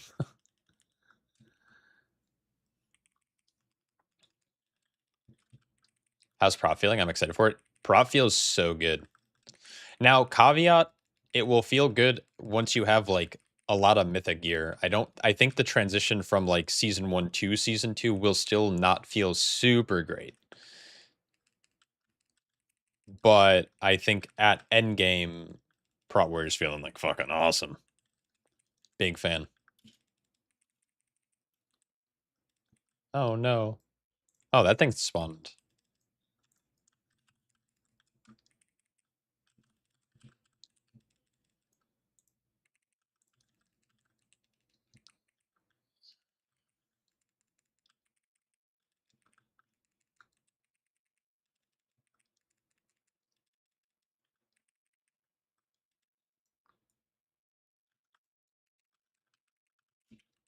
Yeah, but when you're like trying to prepare for a new season, I'm not someone who's like, yes, you should go PTR test if unless you really, really want to.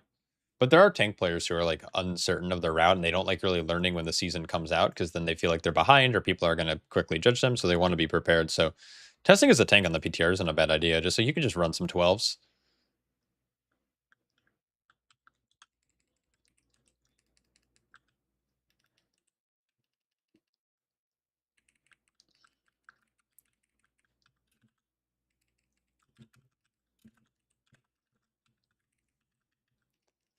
Oh, I didn't Timo shout. It's fine.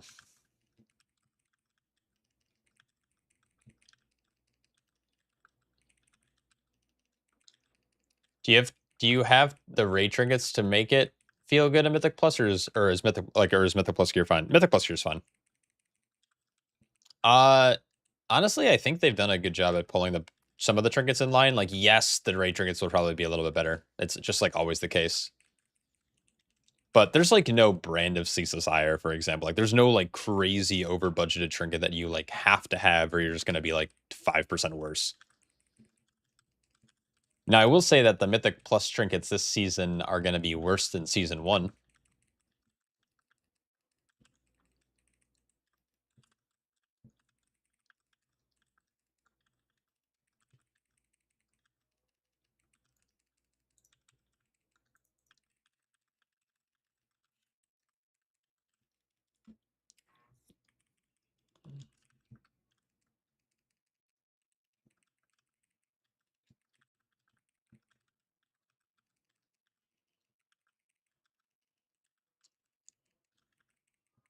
As someone who raids in a relatively casual Mythic guild, I don't mind like good trinkets coming from the raid because I will have access to them, but I totally sympathize with players who don't have time to raid or just don't care to raid, but then like feel like their character is significantly further behind, which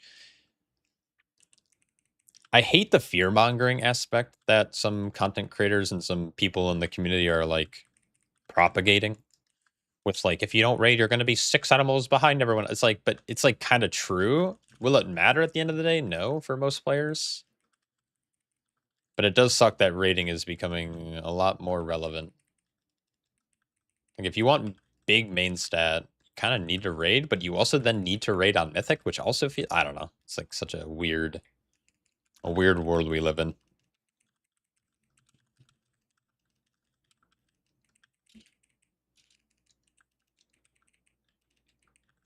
My guild lacks the skill and the roster. Yeah, the two things that you need. I'm hoping that this tier is really easy. I know that's some people don't like easy raid tiers who do enjoy raiding because I don't enjoy raiding as much, but oh man, if it's like an easy raid tier, I'll be so happy.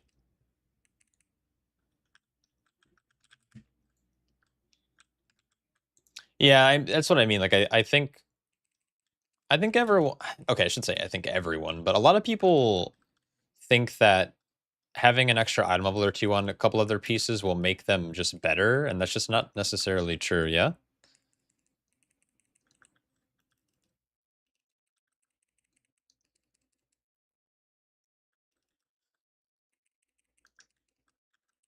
It's mostly a situation where like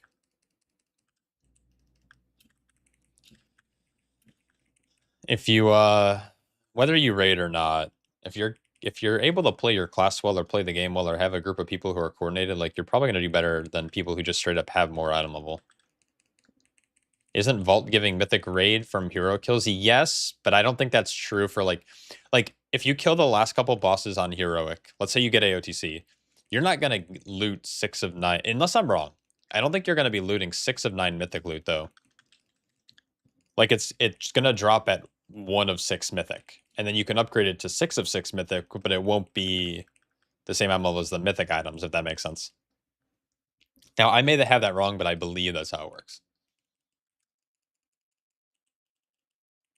Yeah, I mean you're able to upgrade all your items for sure. It's just like the last 2 bosses drop items that are above what you can upgrade.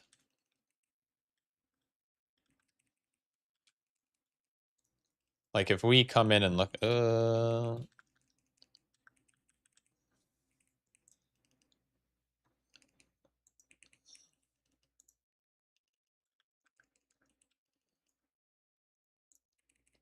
like a lot of this gear is just gonna straight up be giga good, right?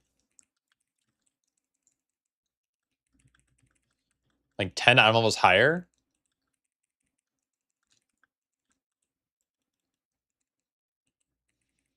There's like a weapon, there's pants, there's trinkets, right? Like those are pretty big. Like the neck, not so much. Like the neck doesn't matter as much because it's not main stat, but it is 2 sockets and very good gear.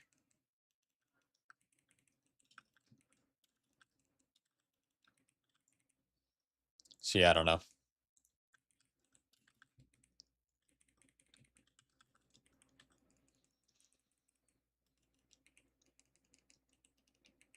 No, like I mean, you can argue that maybe it's like it's gonna allow people to time half a key level higher if your full group is like gear like that. But let's say you're pugging and shit,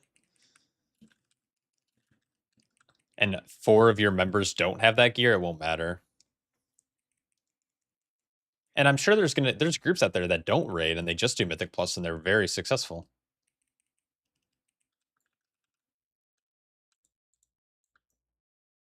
Yeah, but the difference is like Sporefall was a joke and like it's super easily puggable. Oh, I'm just dead here. Oh, I thought I jumped over it for a second. That would have been lit. I was distracted.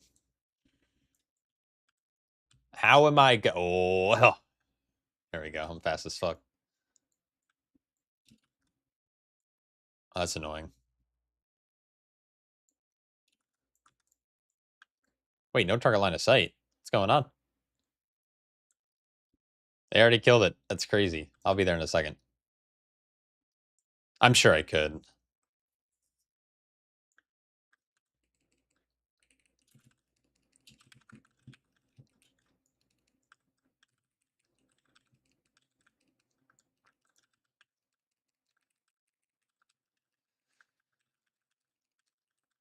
Yeah, so that's like the big difference, right? Is Sporefall is like puggable by a lot of people. And a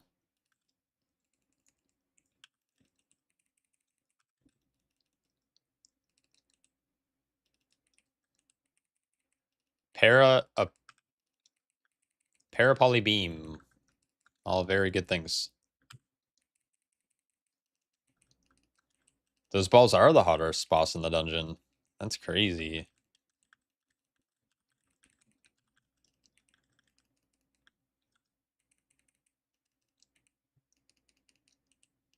Oh, I guess I could go. I'm dumb.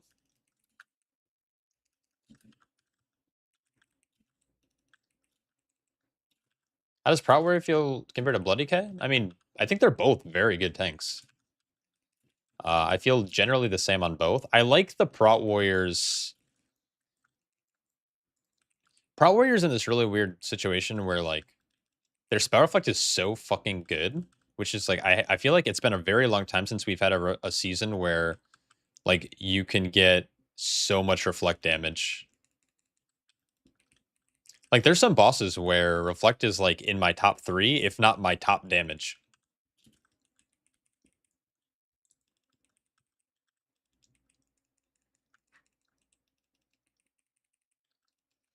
I'm not gonna lie, I kind of liked throwing the ball to people and like CCing and like yeah, I don't know. I kind of like that. Maybe that's probably one of my hot takes, but this is also a I fine mini simply game wish though. you had lasted a little longer. Oh, what's up, Lucky? I thought I just failed the key when you did that, and then turns out we did fail the key. We just haven't failed yet.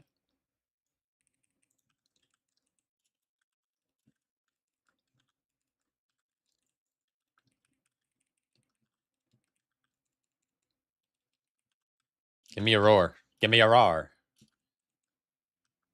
I think if I just like actually just Giga Sprint down here, I might be able to actually get all the fixates on me. Oh, they don't fix. Oh, that's dumb.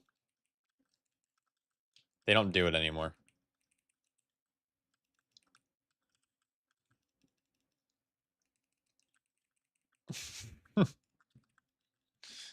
I don't know why she's just copying what your wife says. It's kind of wild.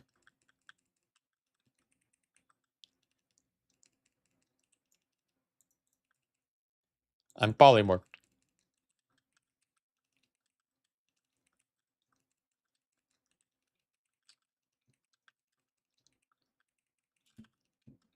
I don't know. BDK though. BDK does so much damage, man.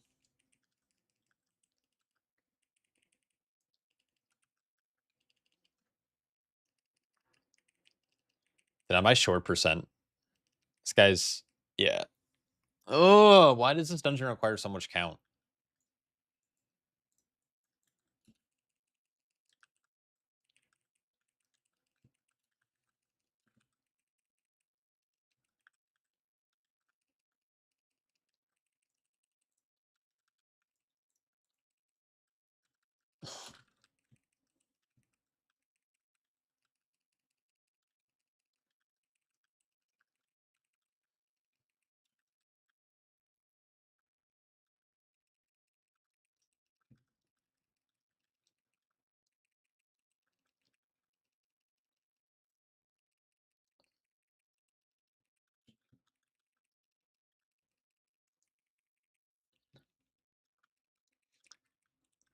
Oh, they added a giant bar at the top of my screen.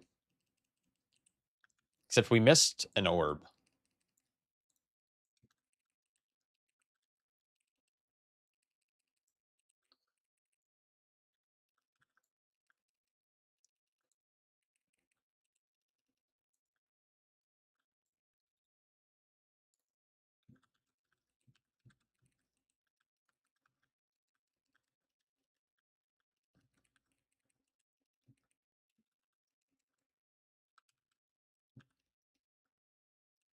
Oh no. Rip my fucking I guess it hit most of them.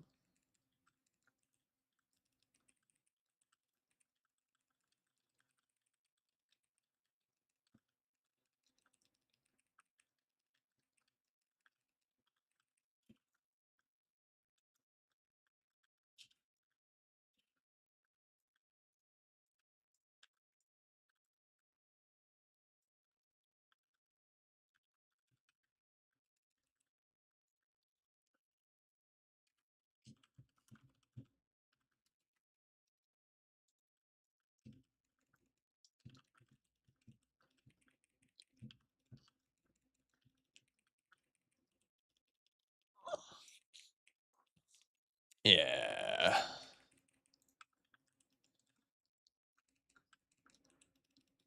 Our healer just has to kite forever.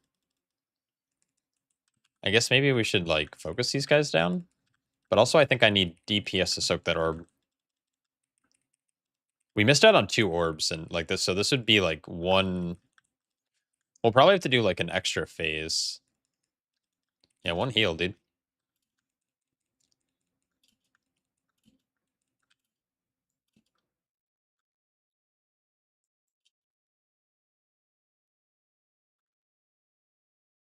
Oh, I can't soak this orb at all. I didn't realize it's 200% more physical damage. It used to just be healing reduction.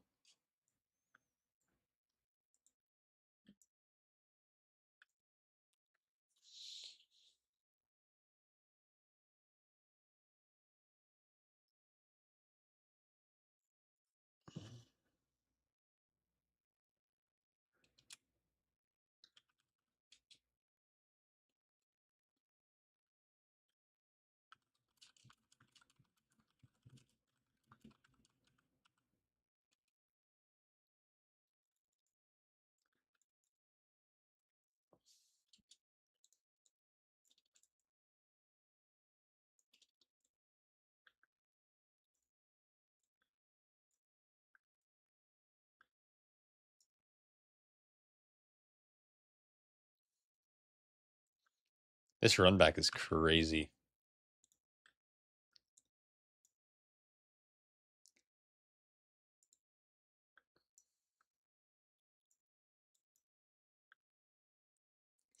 Ooh, sneaky, sneaky. What I've noticed is BDK is that with bad gear early season, you're completely capped on level of key. Yeah, for sure. This next season shouldn't be the case. Like their strength amps are so good. Like you can have upwards of like 20%. Nah, I mean this the percent we need is literally back at like before the second boss. Like it's terrible. If you miscount, you're kind of fucked. You have to wait till the end of the dungeon and then teleport back to the start. It's not a good. It's not good.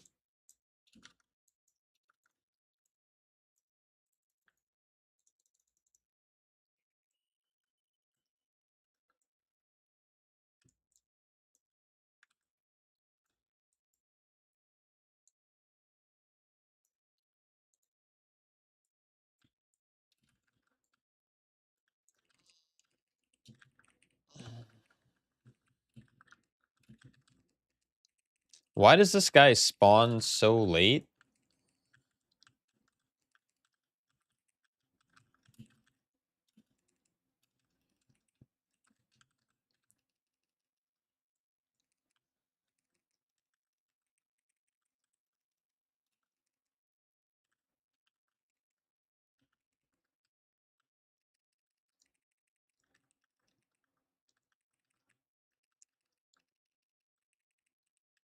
Soak, team soak. There we go. Nice. Okay.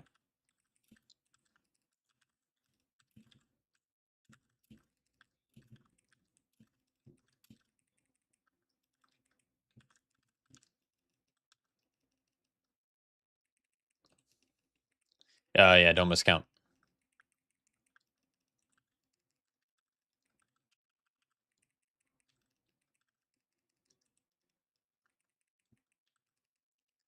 The thing is, I feel like this fight was already hard and they made it somehow even harder. I can't charge back because I can't soak that orb. Soak 1. Soak 2. Good.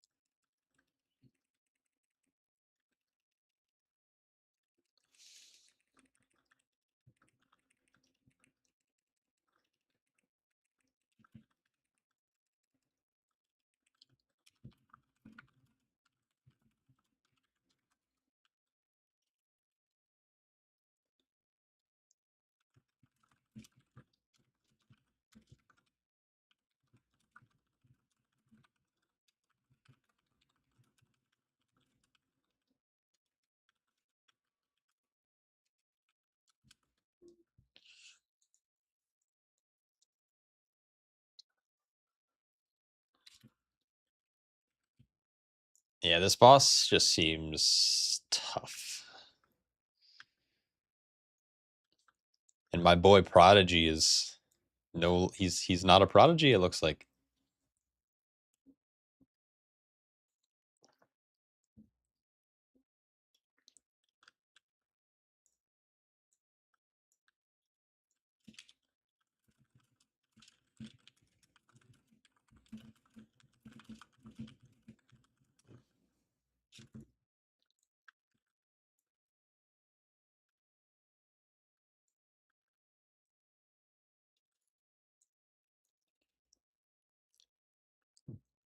I don't remember having to soak an orb. They reworked this fight. It used to not be that case, but now it is. It's just a really hectic fight. Like you need the beam mans to die. There's like lava shock guy, tank ad, then you have to soak. The healer gets fixated. Hexes have to go to the edge of the room. There's just like a lot.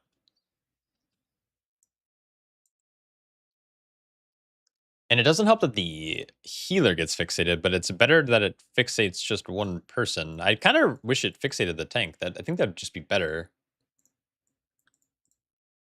But I don't know. I like this dungeon a lot, but it does kind of suck. I just don't like why is this guy spawning all the way over here?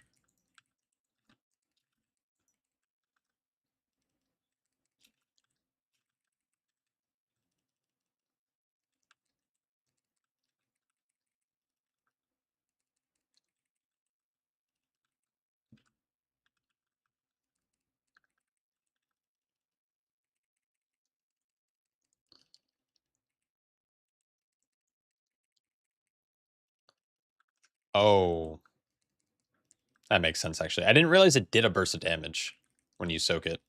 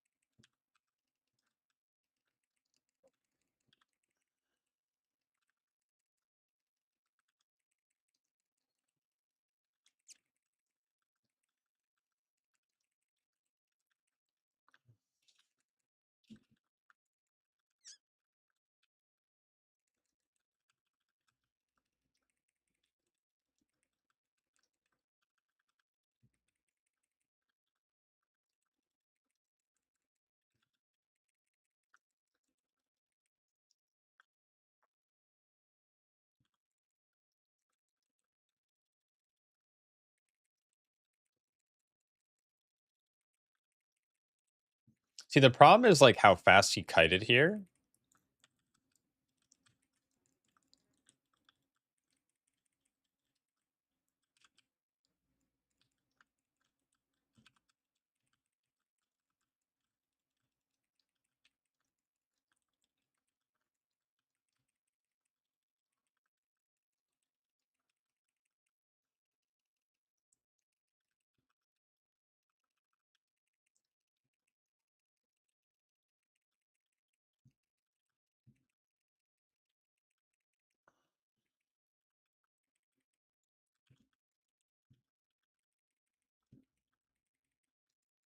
This feels better, but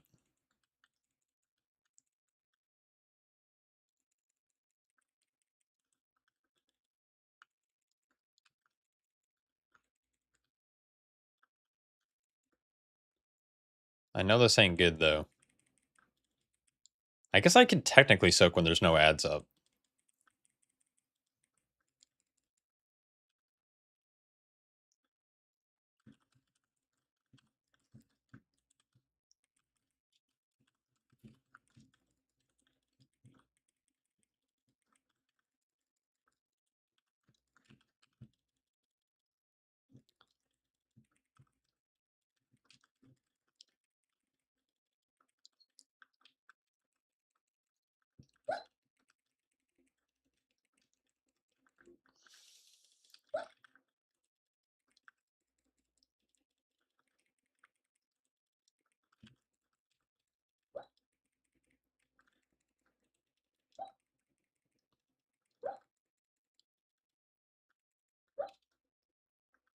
It's no bueno.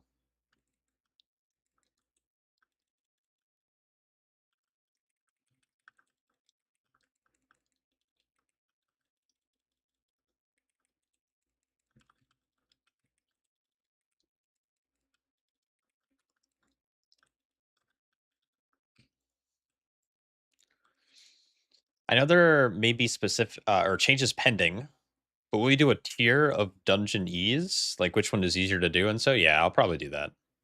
It kind of depends on your comp and stuff, but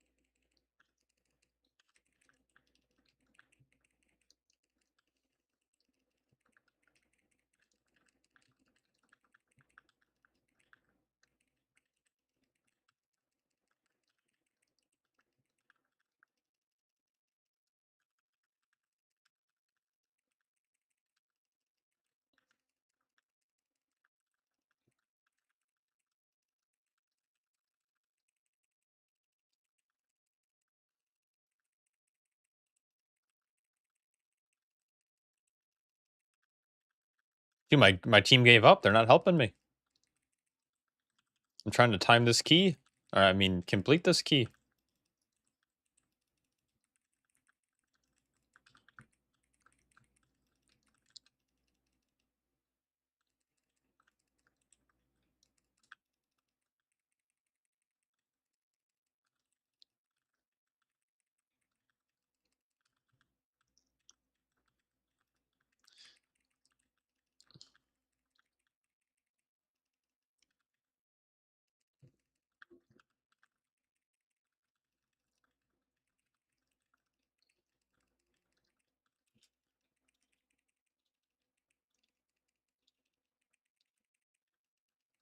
Oh, your PTR keeps crashing on you, Garrock? That sucks. That's very weird.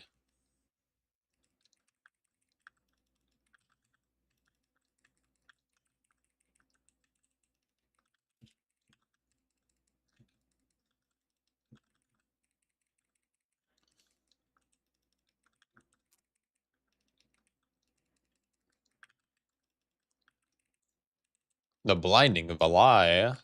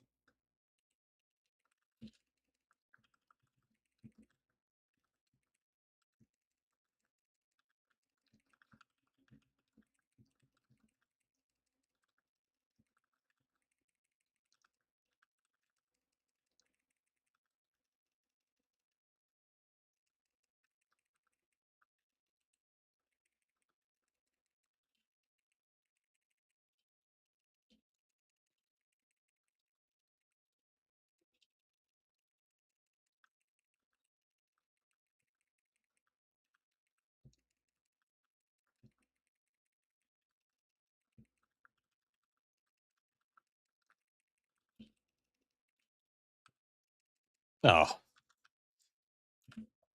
it's like not even gonna be percent. That's crazy.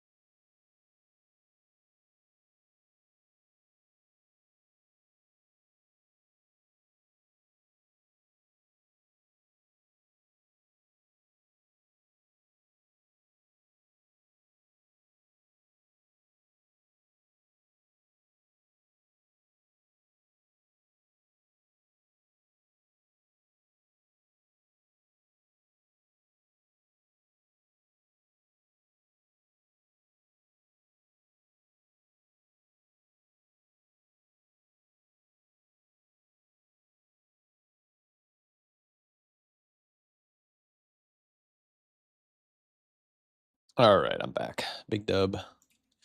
Is this dungeon pool looking to be super reflectable? Yeah, there's a lot of good reflects.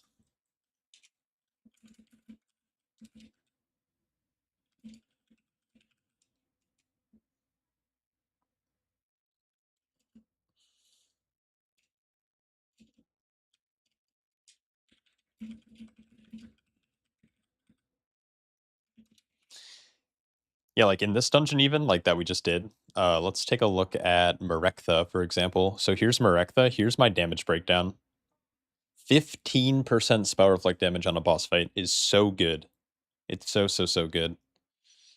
And this isn't even the only dungeon that this is like true in. There are, I don't think I can go back that far, but there are like almost every dungeon here. Let me I can go through it really quick. So like Altar of Fangs, first boss, you can reflect the triple shot for damage, which is pretty good. Now it's a little RNG. The Writhing Coil, you can reflect the Synchronized Venom, which does big damage. Nothing on Zul'Jan though. And there's also like trash mobs that have really, really good reflects that are like they're tank busters and you can reflect it and it does damage back. So very good. Altar of Fangs is a great dungeon. Den of Nalarok, I don't think there's any crazy reflect tech from on any of the bosses. So Den of Nalarok's a no. Murder Row, it doesn't do damage, but spell reflect immunes Chaos Barrage, which is pretty dope. And you can technically reflect Chaos Bolts, except it doesn't always go on the tank. So yeah, that's a little sad. Blinding Veil, I believe you can reflect the bolt if it's on you, but it's not always on the tank. And then I think you could technically do the Light Warden's Wrath, but it's not a lot of damage. But still, it's reflectable, which is cool. Like I just said, Merektha's Tank Buster is reflectable, which does a shitload of damage on Bite. Yeah, deflects are still really good, but reflex are always way more fun. Voidscar Arena, I don't think there's any like reflex on these bosses. I think it's just like DR. Ruby Life Pools, you can technically reflect the bolts, except they weren't doing a lot of damage, but I haven't done it lately. Actually, you know what? I think this is just a deflect. I don't think it's an actual damage.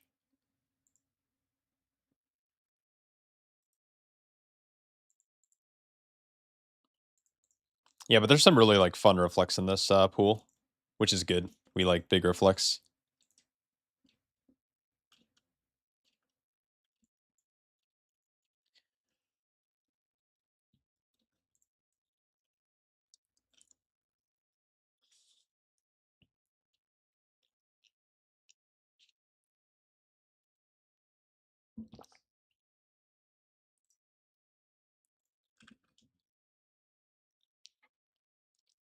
Yeah, it's always fun. Always a big dub.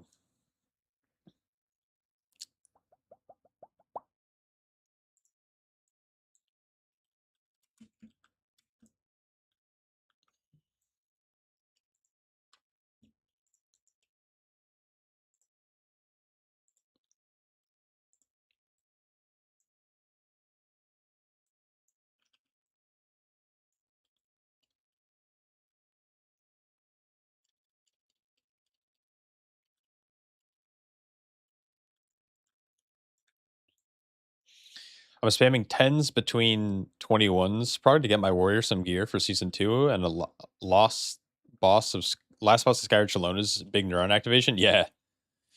Yeah, it's pretty crazy.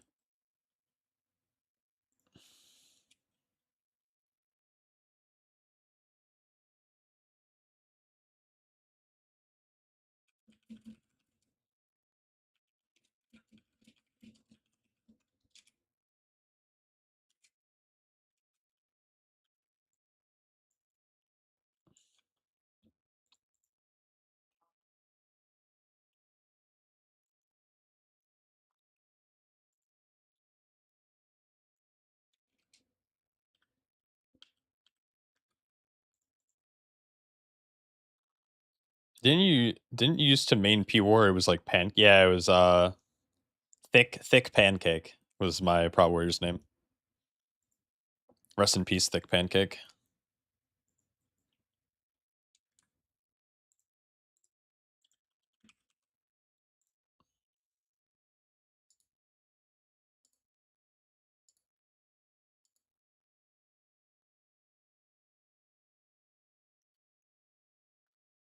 Ah, the good old days, yeah. That was like Shadowlands, that was so long ago.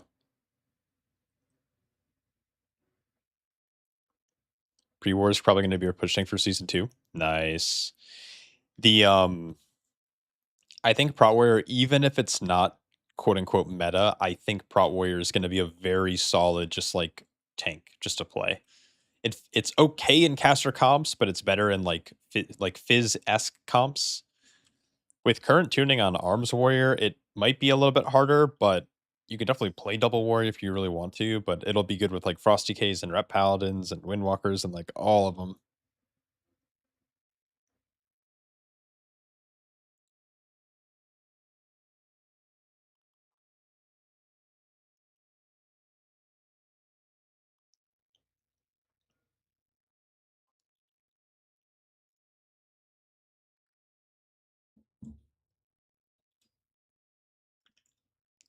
My feeling is it will sit in the same position that Brew is right now in season 1, not to affect a meta, but a solid tank. Yeah, yeah. It might feel similar to season 2 of the War Within as well, where in season 2 of the War Within, like Prot Warrior was very strong. It wasn't VDH, but it like was capable of doing title level keys, and there was like a good bit of warriors that pushed.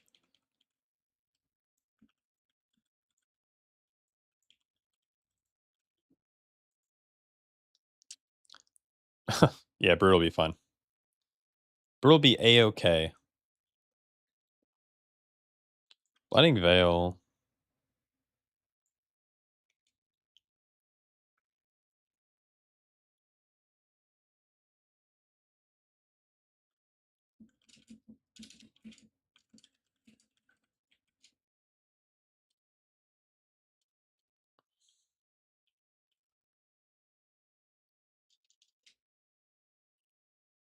Hmm.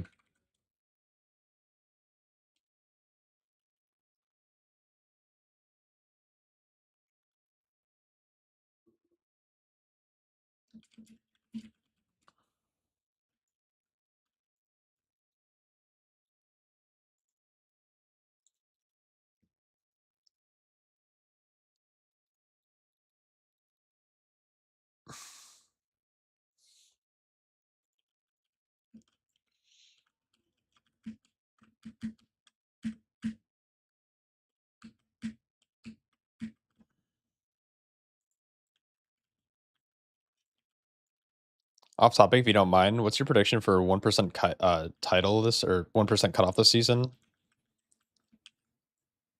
I don't know. This is the first time this has ever mattered. Like 1%'s always existed, but it's never like per se like mattered.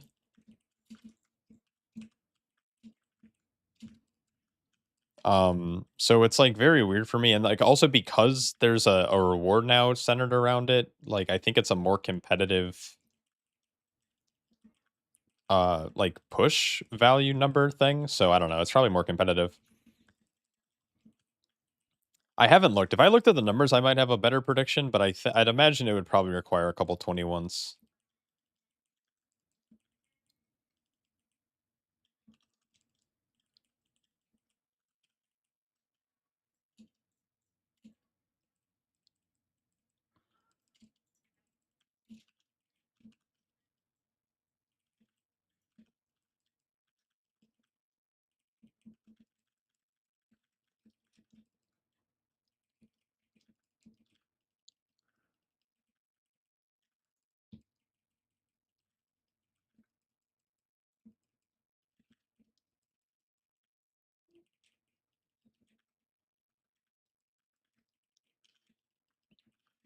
Trying to get where you're not going to make it.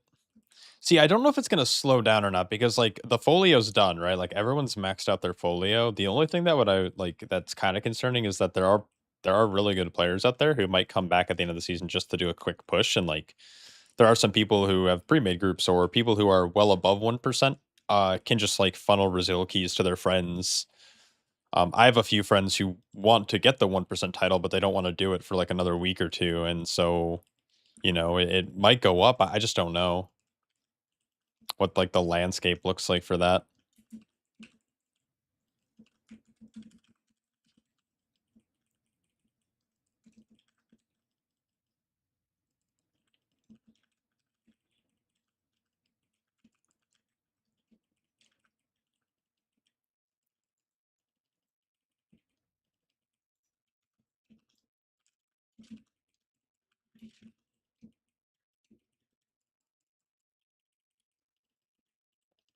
Oh, we just like aren't okay. Can we kick? Maybe one day.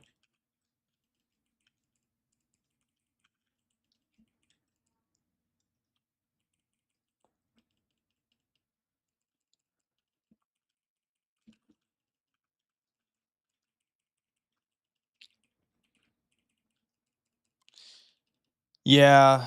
So I don't know. It sucks that Brazil exists because like that's just the issue with it, right? Like it does the same thing for title and now it's going to bleed into the 1%, which sucks because there's people who like genuinely push for 1% or have been pushing for 1%, and there's a world where you just have a bunch of people selling keys and people get kicked out. But now it's going to be a bigger population, right? Than it was when you just had to deal with the the top 1.1% title push, like people who like actually bought, like it wasn't super common, and even if you were buying that, like it was really hard to carry people there. Generally the player has to be like relatively competent, and like with 1% that's not the case. You can definitely like carry like a lobotomized player there if they were willing to pay for it.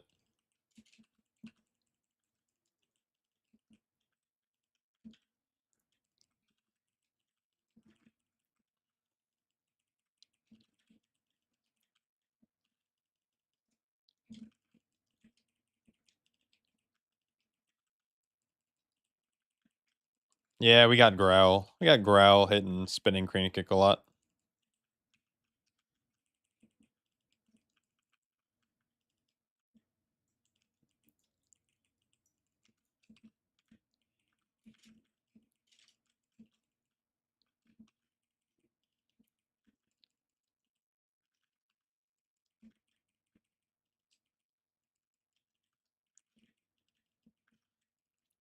Yeah, I mean, having friends has always been kind of a major advantage in this game, which I don't like mind, but a lot of people feel like they're at a disadvantage because they don't have friends.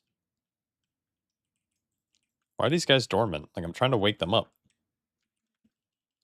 There they are.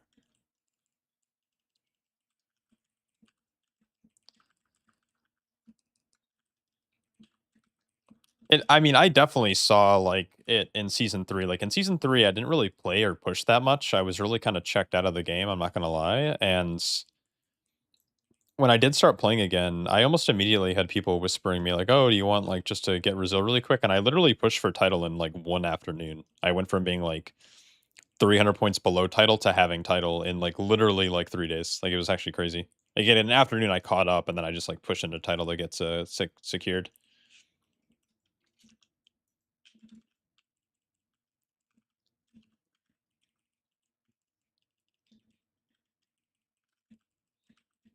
Yeah, and it's because like in season 2 I like worked really hard and like I networked a bunch and I made a lot of friends, and so when I took a little bit of a break and then came back, it was like everyone wanted to play because, networking. You're torn because Brazil have made pushing way more accessible, but it's also difficult fighting against people selling keys and boosting. Yes. There's more benefits than drawbacks, but there are still drawbacks that are more apparent.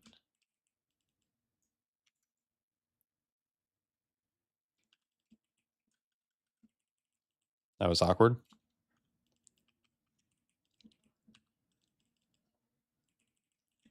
How does Prez Evoker feel as healers on PTR? It's felt pretty okay. I've played with a couple of decent ones. The issue that I have with Prez is it's always based on the comp you're playing. If you're playing like a weird fucking comp that's like, let's just say we're playing this comp right now, but instead of having a Mistweaver, we have a Prez Evoker. All of a sudden, you're in a situation where you have an Arcane and a Boomkin who are probably standing relatively far away from the group.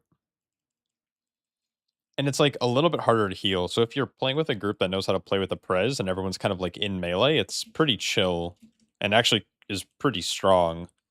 Um, they have a very unique cadence of spells that allows them to counter most burst healing profiles for like a long period of time. They do go a little faster than some other healers, but if the Prez knows how to ramp or knows how to prepare for each of the damage moments in a key, it's like it feels like you're immortal. It's kind of crazy.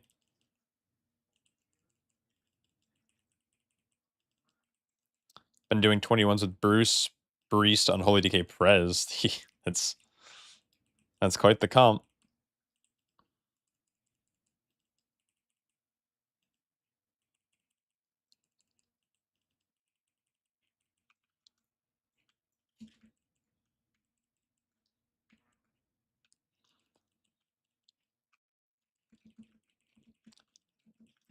I mean, honestly, that's sometimes the best way to do it. Like, just get a group of friends that makes it work. If you like playing with people, you'll have way more fun than like I don't know, pugging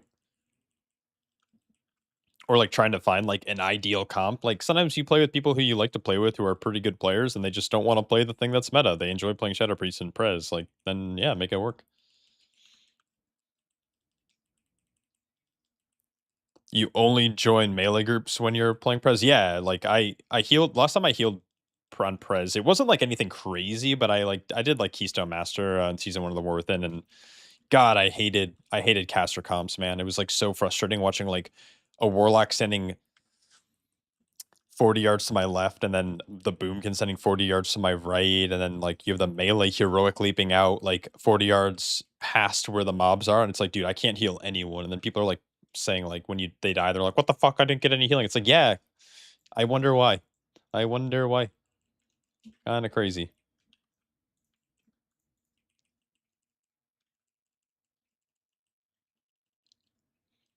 Are you planning on making a video about talent choices for different dungeons in season 2? Like Enrage, Dispel, or with Paralysis right now in Caverns? Yeah. Probably closer to the season, though. Because, like, we even saw it this week with tuning, is like they removed a fair bit of poisons.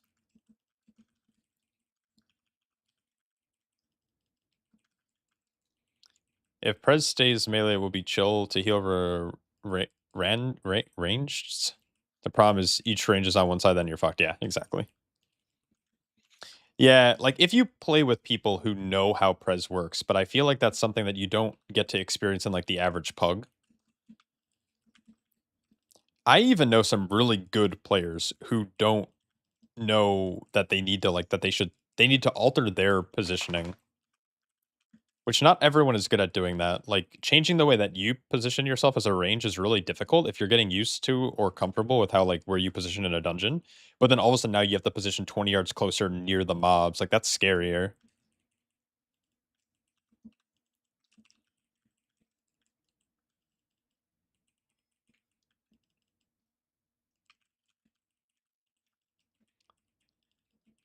So if we get a DH, it'll be a decent team. Yeah, yeah. I mean, that's not a bad team.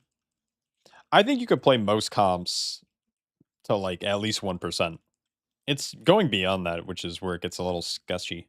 Little sketchy.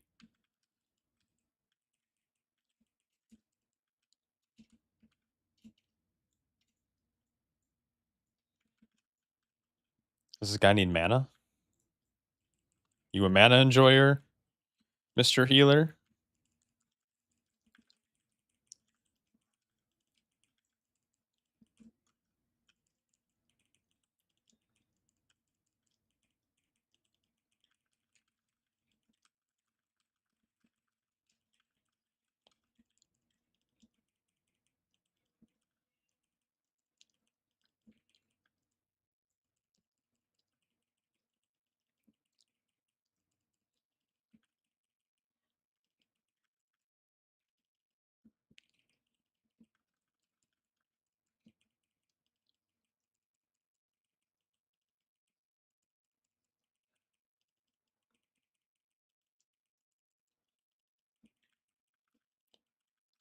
Mage might be in a lot of trouble here. I might also be in a lot of trouble here.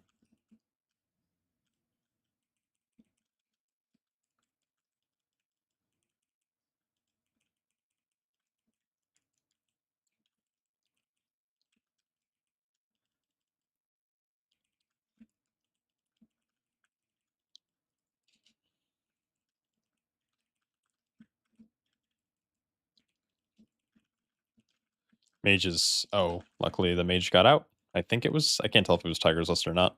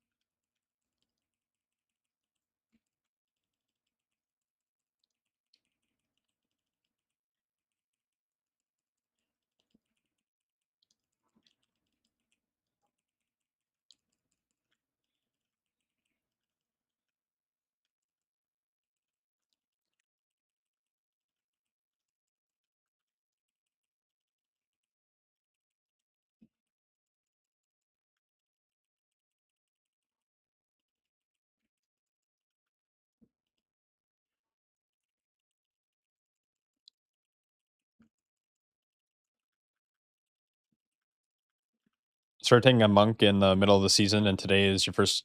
or timed your last 19 for Brazil. Oh, huge grats on Brazil. That's awesome. Tabnel, no.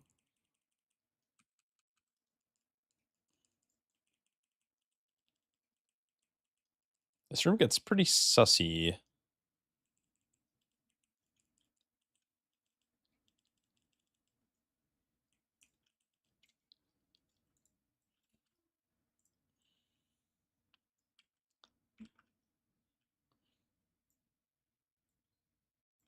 Yeah, Mystic Touch. Yeah, Mystic Touch is really weird though. It does nothing for most classes.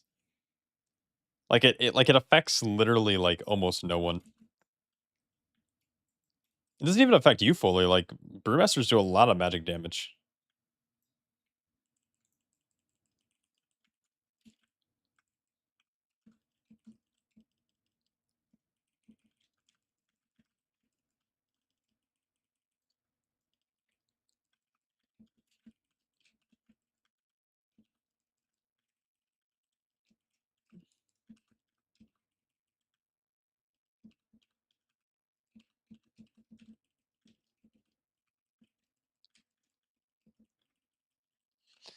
Yeah, it's like Outlaw Rogue,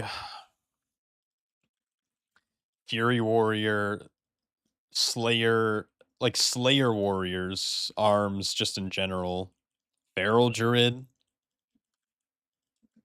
and like BM Hunter Pack Leader. Like it's... There's more classes that do physical damage, but it's not a lot.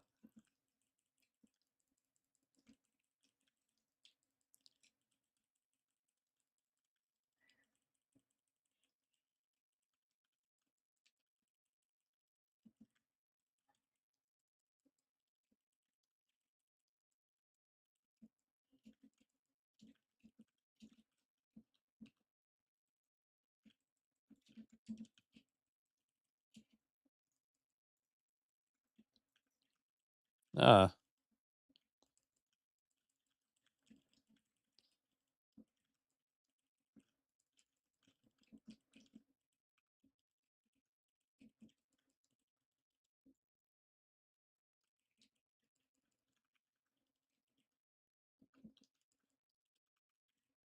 I'm trying to get the kick, but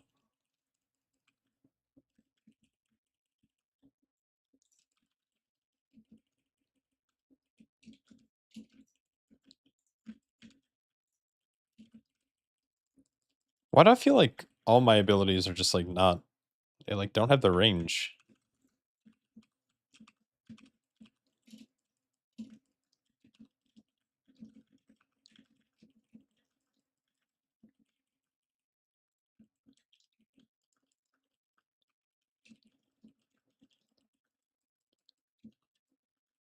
Oh!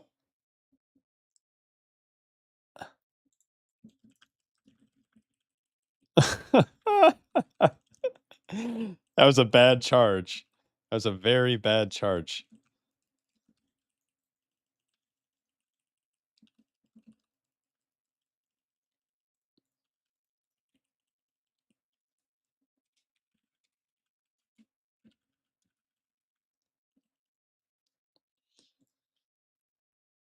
Oh, yeah, that was me being terribly bad. Oh, and the Raptor's just there.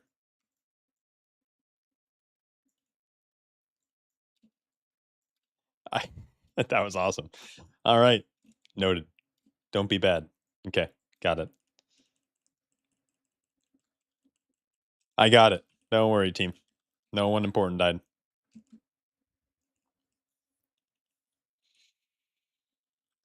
Holy shit, that was fucking terrible.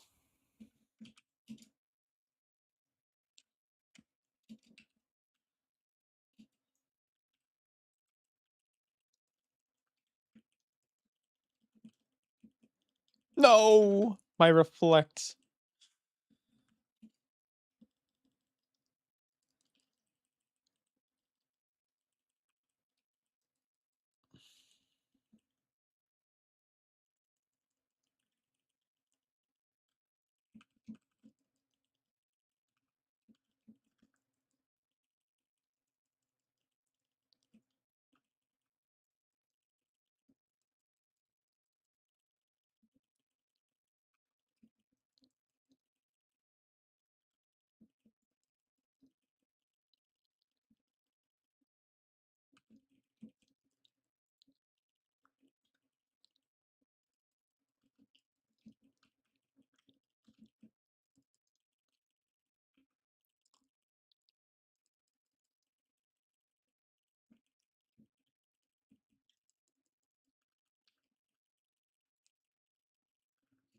What seems to be the hardest dungeons for Bruin Season 2? I don't think there's any hard dungeon. Like, Brewmaster feels pretty good in most of them. It just feels like it's missing the ability to remove mechanics like other tanks can. Yeah, you can stack the tornadoes in phase 1 and phase 3 of this fight, and then this frontal you just want to spread out for. Did he meld that?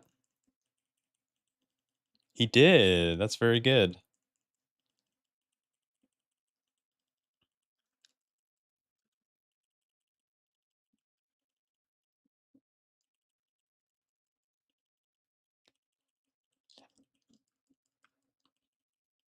So here he'll do it. Here's the stat. Like you could just stack in melee. Like melee can just stand here. And if you look really close, they kind of spawn like 5 yards out in either direction from your character, and so that's why it's like not silencing any of us.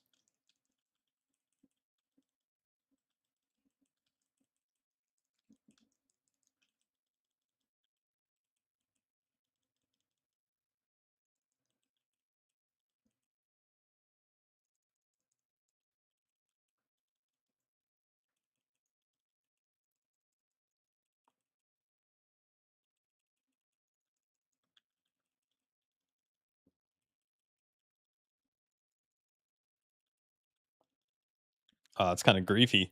Holy shit. Yes, I was actually working on that video today. Um, I was working on it, and then Terrathal messaged me and he said keys, and I said yes. And so here we are. It's not gonna be. It's weird because it's not gonna be as like data rich, I guess. It's more of like a way for me to just talk about the tanks while showing what they're capable of. But the thing is, like, it's not really a limit test because the poll that I ended up doing was not lethal. And so it's more of like, what does their healing look like? How well do they mitigate like just auto attacks in general? The only tank that struggles is specifically Annihilator DH. If you're any other tank, like, this is a little bit of a spoiler, but if you're like any other tank, like, there's not really a big reason why you should ever die, like, to like regular shit. But yeah, I'll be talking about all the tanks and how they feel and kind of talking about like the caveats with it. I'm stuck monk anyways, but I like to use it for all consideration.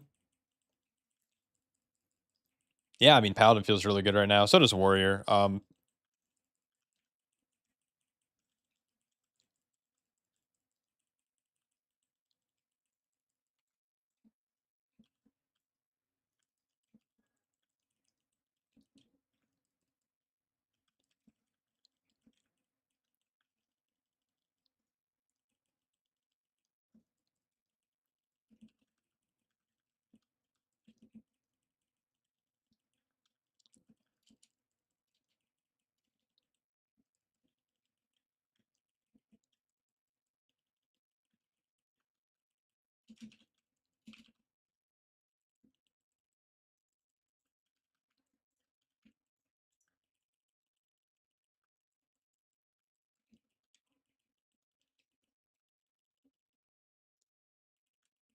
About to run 21 AA. Wish you luck. Ah, good luck.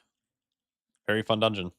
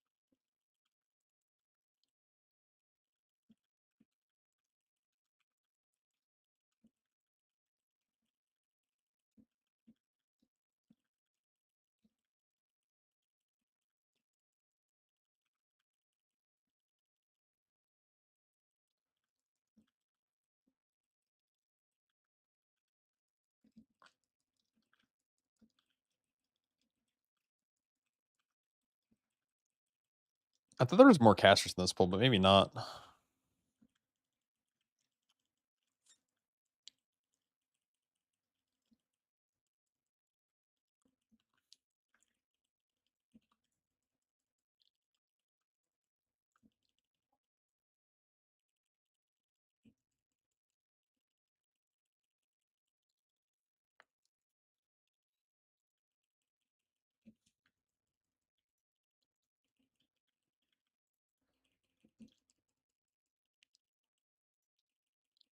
Just like one random lasher here. What the heck?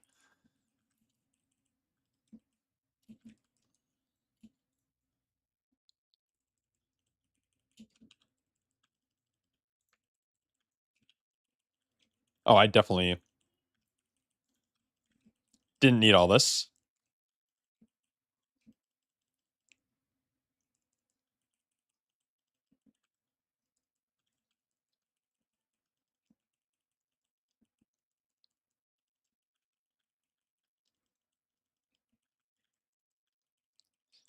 For some reason, I swore I looked down and I saw that we were at 89%. So maybe I'm either dyslexic or like that pull was actually worth a lot of percent before we killed it, and I was not paying attention.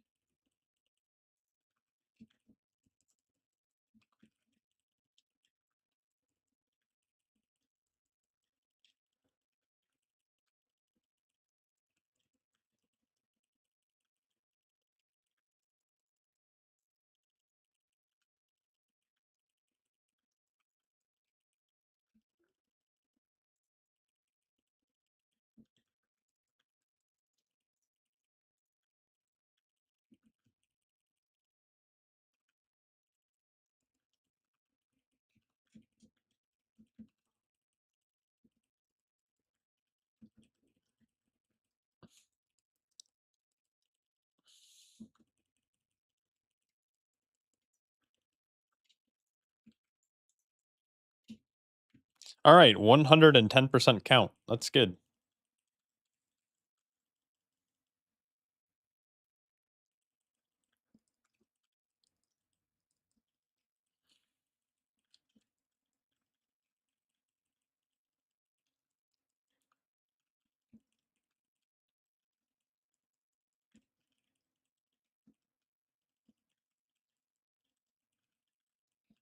One of these lashers is super fucking healthy.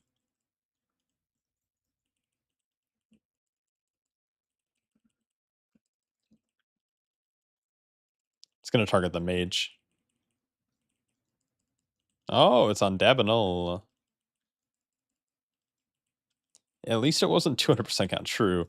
I didn't realize that the right side just has infinite count. Like I don't even know what to do there.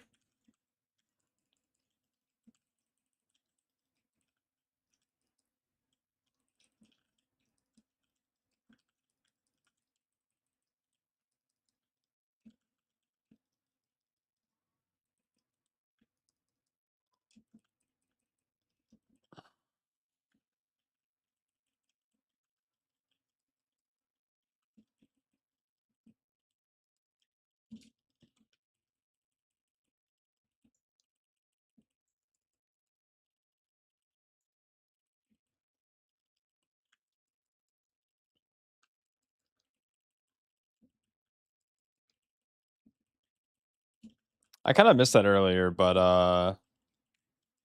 this is probably one of my favorite dungeons actually. I really like this dungeon a lot. I also really like Altar of Fangs and Den of Nullarok are probably like my top 3 right now.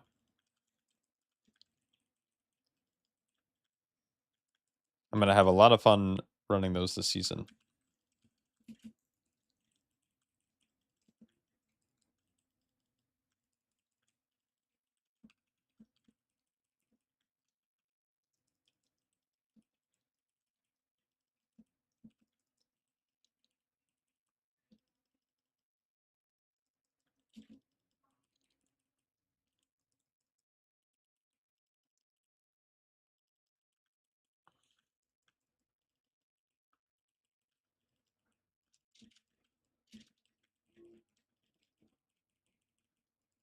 Nice.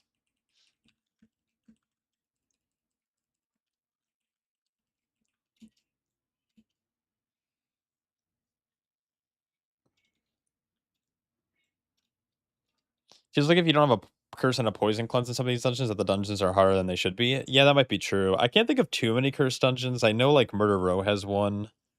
There's a curse in Den, but it's not needed if you kill the totem fast enough. And even if you do, there's not enough group damage to warrant like panic. It's like the way that I look at it, and maybe this is just an optimistic way more than anything. It's just like I feel like those things are nice to have, but it's not like required. Prop feels really good. I don't know if a rework is what I'd call it, but yeah, they got like a nice adjustment that I think feels really good.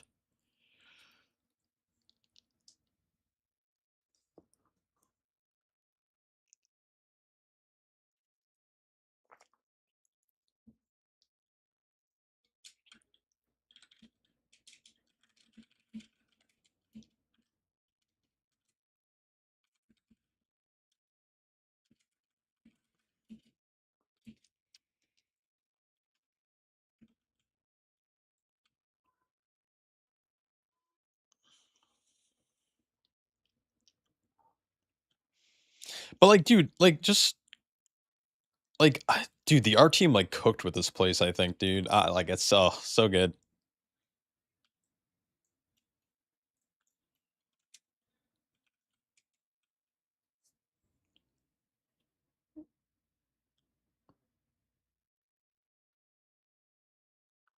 Like, I really like the water effect they have here. I don't know what they did, but it looks like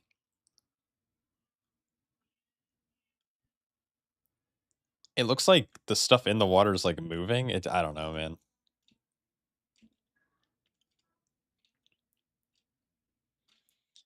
Still afraid that with damage being on the lower side, his durability doesn't even compensate for it. For what Prot? I think Prot's tankiness is very high.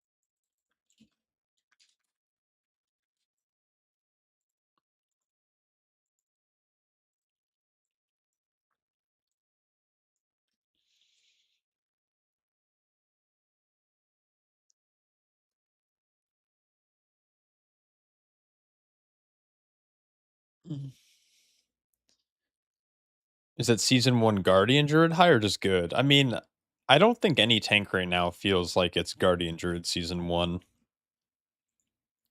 That tank is, like, bonkers on live right now. I feel like you just run it down mid as Guardian Druid and you're, like, probably chill. Like, maybe there's a couple of tank busters here and there on certain boss fights that you're, like, a little bit panicky for, but if you rotate between Incarn, Barkskin, and Lunar Beam, there's no reason you should ever die in any key, as a tank. Unless it's Algathar, a high Algathar, and you somehow, like, sync all of the battle axes. That's, like, the only time you should ever die. Prot should feel very free. Or, sorry, Guardian Druid on live. There are some dungeons where I feel like Prot Warrior takes no damage. There's some dungeons where I feel like other tanks take no damage, but generally speaking, I think tank survivability is all relatively similar right now, outside of maybe VDH. But that's just because of RNG. You can always just play Eldraki and also be super chill. Eldraki's actually really tanky right now. It just doesn't do any damage. Its damage is really, really, really low. You make up for it in Prio, but that's kind of like it.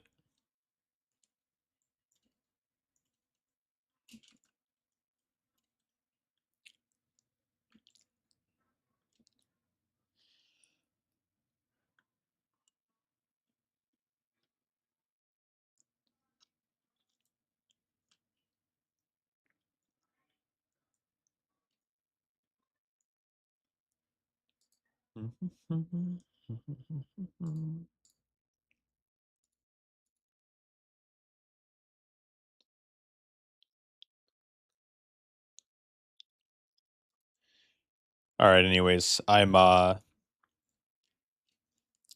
this is a shorter stream today. I didn't really plan on streaming because I was working on videos, but I was asked by Terry, and that was a good little session. But I think I'm gonna dip. I'm gonna go like eat lunch and take care of some stuff and work on some videos for you guys. So I will be heading out here.